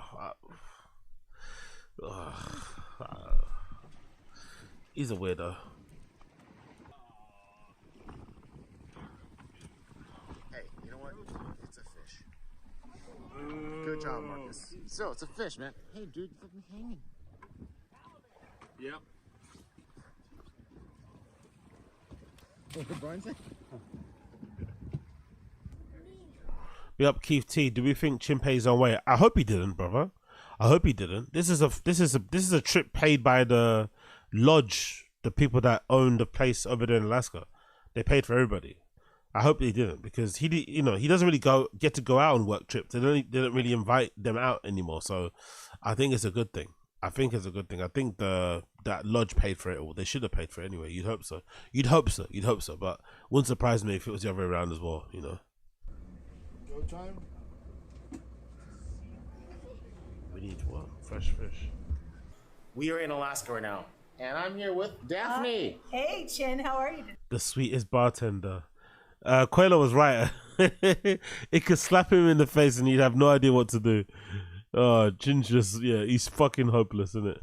I'm doing amazing. Did you have fun fishing? I had a great time fishing. Caught the biggest fish of my life, by the way. Nice. Well, I'm going to make you the Midnight Lady. All right? She's gonna make him the Midnight Lady, the little look, the eye contact. Chin, no idea. Just gonna drink the drink and go to sleep. Chin missing all the signs. Sounds amazing. That sound good? Okay. You like a little spice in your life? Maybe a little sweetness too? Oh. She's really, again, she could just be like small time flirting with him, but Chin doesn't know what the fuck to do. Oh, you know I do. All right. So we're gonna add a little bit of honey, and then we like our fine Maker's Mark. It is a classic. We'll put a shot of. By the way, Maker's Mark is pretty shit. I've had it a few times. Very overrated. I wasn't overrated, but because it's not the super expensive one, but it's not really great. Maker's Mark is fucking terrible, in my opinion. Bourbon in here. And then we need to stir it because we want the honey to get mixed up. Okay. If we put the ice in first, the honey will be gloppy, and that's not good for anyone. That's like fishing with the wrong bait. We're gonna put a little bit of ice in it.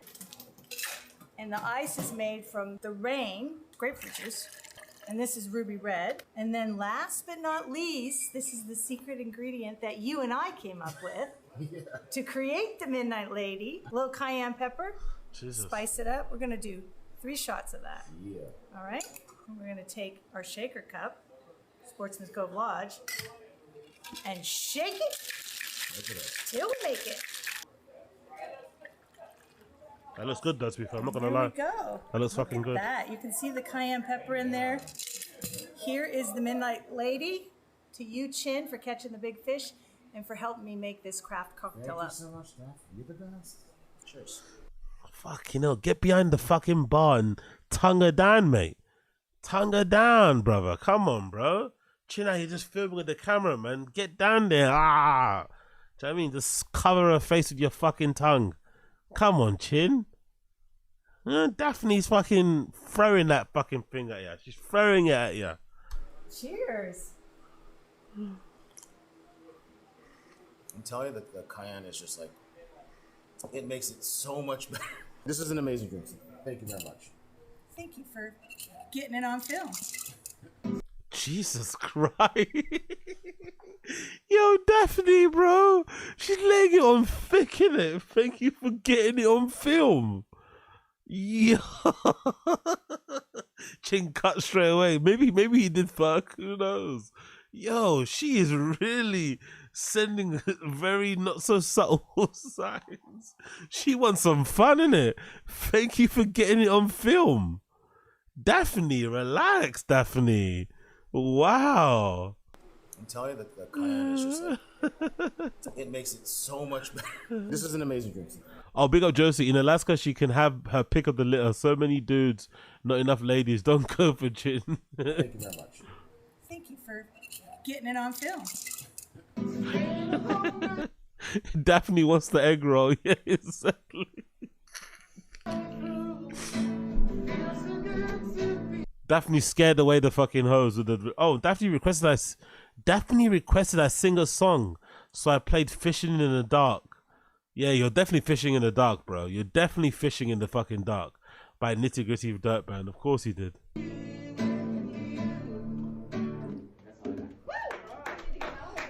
They had a classic guitar in the lodge, so I picked it up and played. I'm impressed, Chin. I am impressed, sir.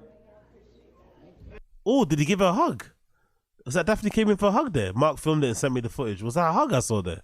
Off camera? That's awesome, buddy. Thanks, bro. Yeah, man. That's awesome.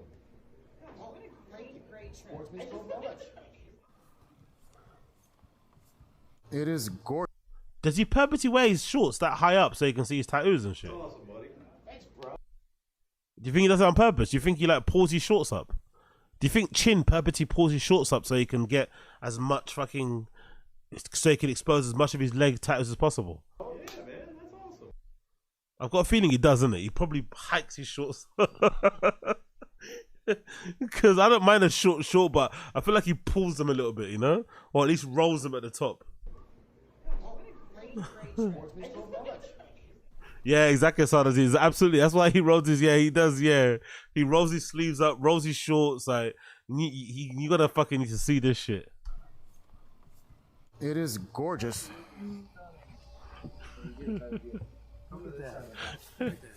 Yo, Daphne went to fuck, innit? Like she was fucking excited, man. New people. This little Korean boy. This little Korean boy from Texas. How'd you make it look that good? It's an iPhone. Chin in natural habitat, hanging out with the fellas.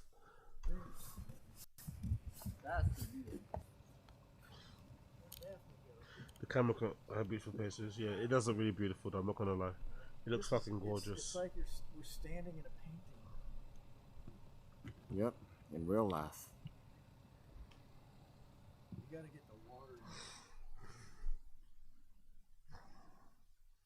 Last day. We're the last men standing. What's up, Chin? Yo, did Brendan and Brian leave already? Did Brendan and Brian leave early? Like, there's not a lot of Brendan and Brian here. Did Brendan and Brian run away from Chin? Did they all try and get away from him because he's annoying and shit? There's not a lot of like, outside of the fishing trips, there's not a lot of footage of them around with together. Like, where's Brendan and Brian? Did they leave? They left early. Chin was getting on their nerves. Last man standing. Last day, it's gonna be awesome. Where's Brendan? Oh, that looks good. That looks fucking Great good. for breakfast today. Check this out. What kind of fish is that? A needlefish or something? Right here at the docks.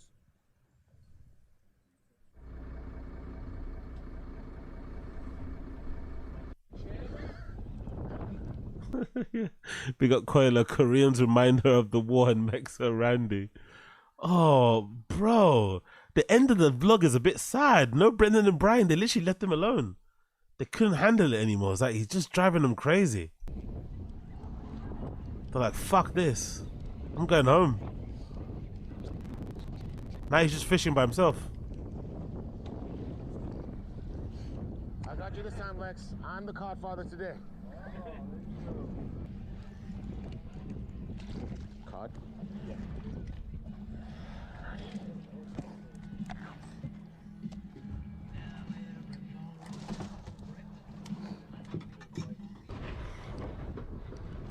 Oh, it's a small one. Jeez, I thought it was big. Look at you and Shawty. Hey, dude. Now that you got one, you can talk some. There's so many fish in there, isn't it? It's hard Fuck. to talk smack when you're fucking on the schneid. Nice one, Lex. But now, Hell yeah. boys back in the game. Yes, sir. Does it feel bigger than the last one? No. Pause. I know, because you just landed one. Oh, Godfather's back. Okay, more fishes. They got quite a few in that fucking box. 2 in a row. Rocking and rolling, baby. Oh, sweet. Apparently, I Say caught a they big don't black come around here cod that from often? the step. They're here, but they're not normally this size at this depth. So I actually got a good sized black cod. Huge. Nice. Oh, Lex is on one again. I'm coming for Lex's spot. I'm the cod grandson right now, but I'll be the cod father eventually. Yeah, Brendan and Brian left early. It seems like they left a day earlier or something. They're not even there anymore. All I can say, Chin, is I've got 2 cod cups. Yeah. That is The cod Dude, father. cod father. I don't know what it is with your touch with cod, but it's incredible. Yeah, that's, Okay. that's a fucking hoss of a cod.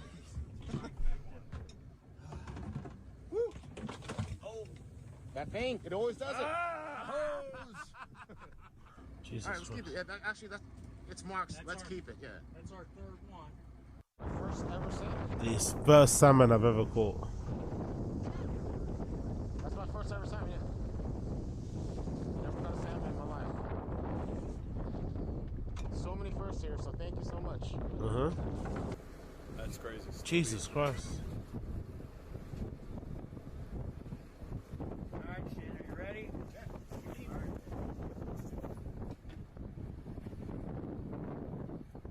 Of course, Chin's gonna eat it. Of course, Chin's gonna eat it. Of course. That's not bad at all. I got soy inside. Are you doing the liver too? The next one, yeah. What? Soy? Ah, to get out. Okay, cool. I get it. Film you, Lex. It's like festival shit. Cheers. Cheers, my man.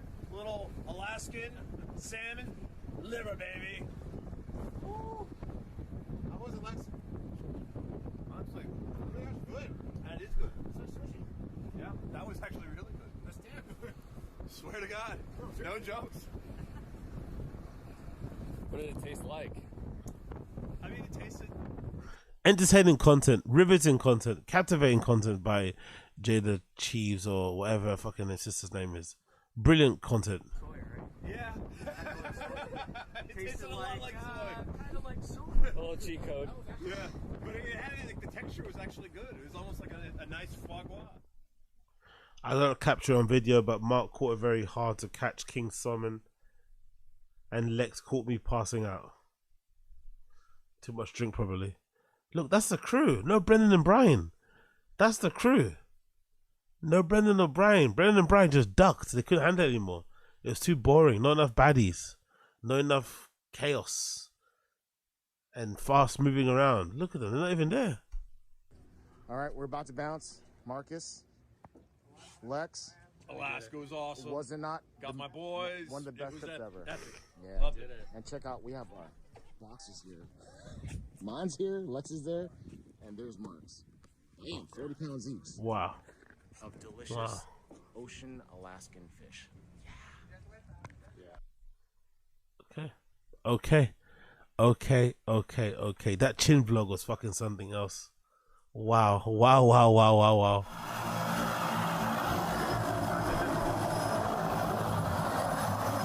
Check this guy out. If I can get him on camera. Hey, buddy. Oh, you're gone now.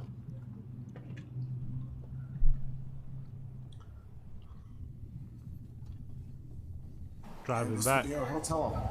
Hotel. Good night. Because we're getting our dinner. Bush Palace Lounge.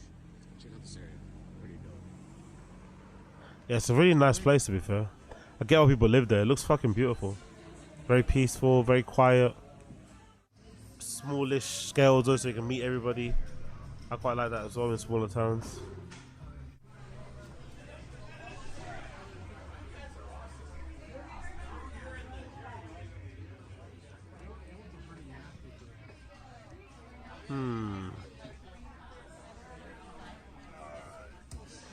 So as of now, we're getting the pork belly bites. Uh-huh. We're getting the wings, the full order. Okay. With 3 different sauces. Jesus Christ. And then I That's it, quickly. Wings, $510 for wings. They better be the wings that you yourself told me to, you know, never flipping close or whatever. But Jesus, some of the prices on this food are fucking crazy. think I might get the Huntsman chili, but I'm contemplating getting the smoked clam chowder. It's a bit great, but if I come back, I wouldn't get chili. Do you like the chili better or the Okay, there it is. I prefer the chili. I'll do the chili. Yeah, okay. Charlie it is. Let's do it, bro. Yo, why is this in the vlog? Just edit this stuff out. This dead air, this meandering. Why is this in here? All right, cheers, boys. Cheers to a great trip. Jesus. Pork belly, wings, dig in, fellers, and the 3 sauces too. So got your blog working, huh? What's it? Every now and then I'll try to post something, you know. No, I'm just saying, kind of like fucking taco. It's good, but it's kind of like taco. Dude, I'm trying not to.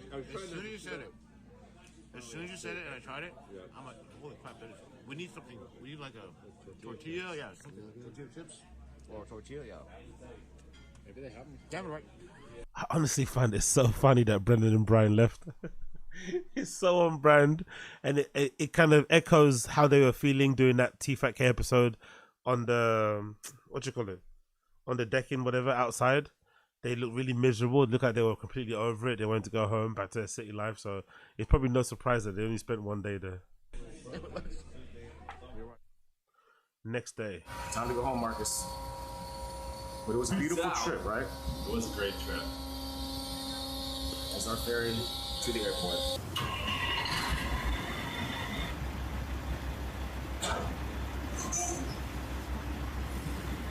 All right, little sips at the airport. It's a special kind of Bloody Mary. That's all I'm gonna say. It's special. I'm special. Cheers.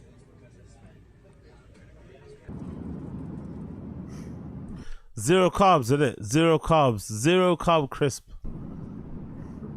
Just got home, opened up the package from Sportsman's Lodge, and they packed everything beautifully. The cook part of the catch will be the next video. Okay, thank God he's not suggesting. Thank God. Thank God. I thought he was going to suggest us to fucking him butchering that fish and making it, turning those lovely bits of fish that he caught into fucking nuggets and then looking so sad. So we're going to see that another time when he does eventually edit his videos. He doesn't edit. We'll eventually see that happening. But yeah, that was an interesting trip. Interesting work trip. That very, very interesting work trip. Very, very interesting work trip. Anyways, my friends. Yeah, well, when he does upload it, I'm gonna do it. I'm gonna do it with for sure, King Bayo. When he uploads that video, we're gonna react to it. Of course, we're gonna react to it. But yeah, for now, I'm gonna love you and leave you, my friends. I've got nothing else to update you on, so I'm gonna wait. Gotta chill out for now, then come back again probably tomorrow. There's gonna be a Patreon episode going up tomorrow as well, so keep an eye out for that on the Patreon. That's going up, and then we're gonna do another another random show tomorrow as well. And we're going to cover T-Fat K latest episode when it eventually drops. We'll do a little watch along as well on that if you want as well. That might be a good one. So keep that in mind, people. Keep that in mind, okay? Keep that in mind. Anyways, thank you for hanging out, my friends, my people them. Make sure you like the stream down below. Don't be fucking stingy. Like the stream down below. Help a brother out. Like the stream down below. If you are still here, we've only got like last time I said is 41 likes, so let's get those up a bit. Please, and let's go, man. Let's fucking go. But big up everyone for tuning in. Appreciate all of you. Please make sure you like the stream before you leave. That'd be greatly appreciated, and I'll see you guys again on the other side. Yeah. Big up everybody in the stream chat. Appreciate all you for tuning in, man. Asada, see you. Andrew Taint, Brian Super Jello, King Bayo. Asen, is it ANSNM, King Bayo, of course, Chris Rizze, all of you people, man. Thank you for hanging out with me. Appreciate all of you, and I'll see you again soon. Yeah, cool. Peace out, people.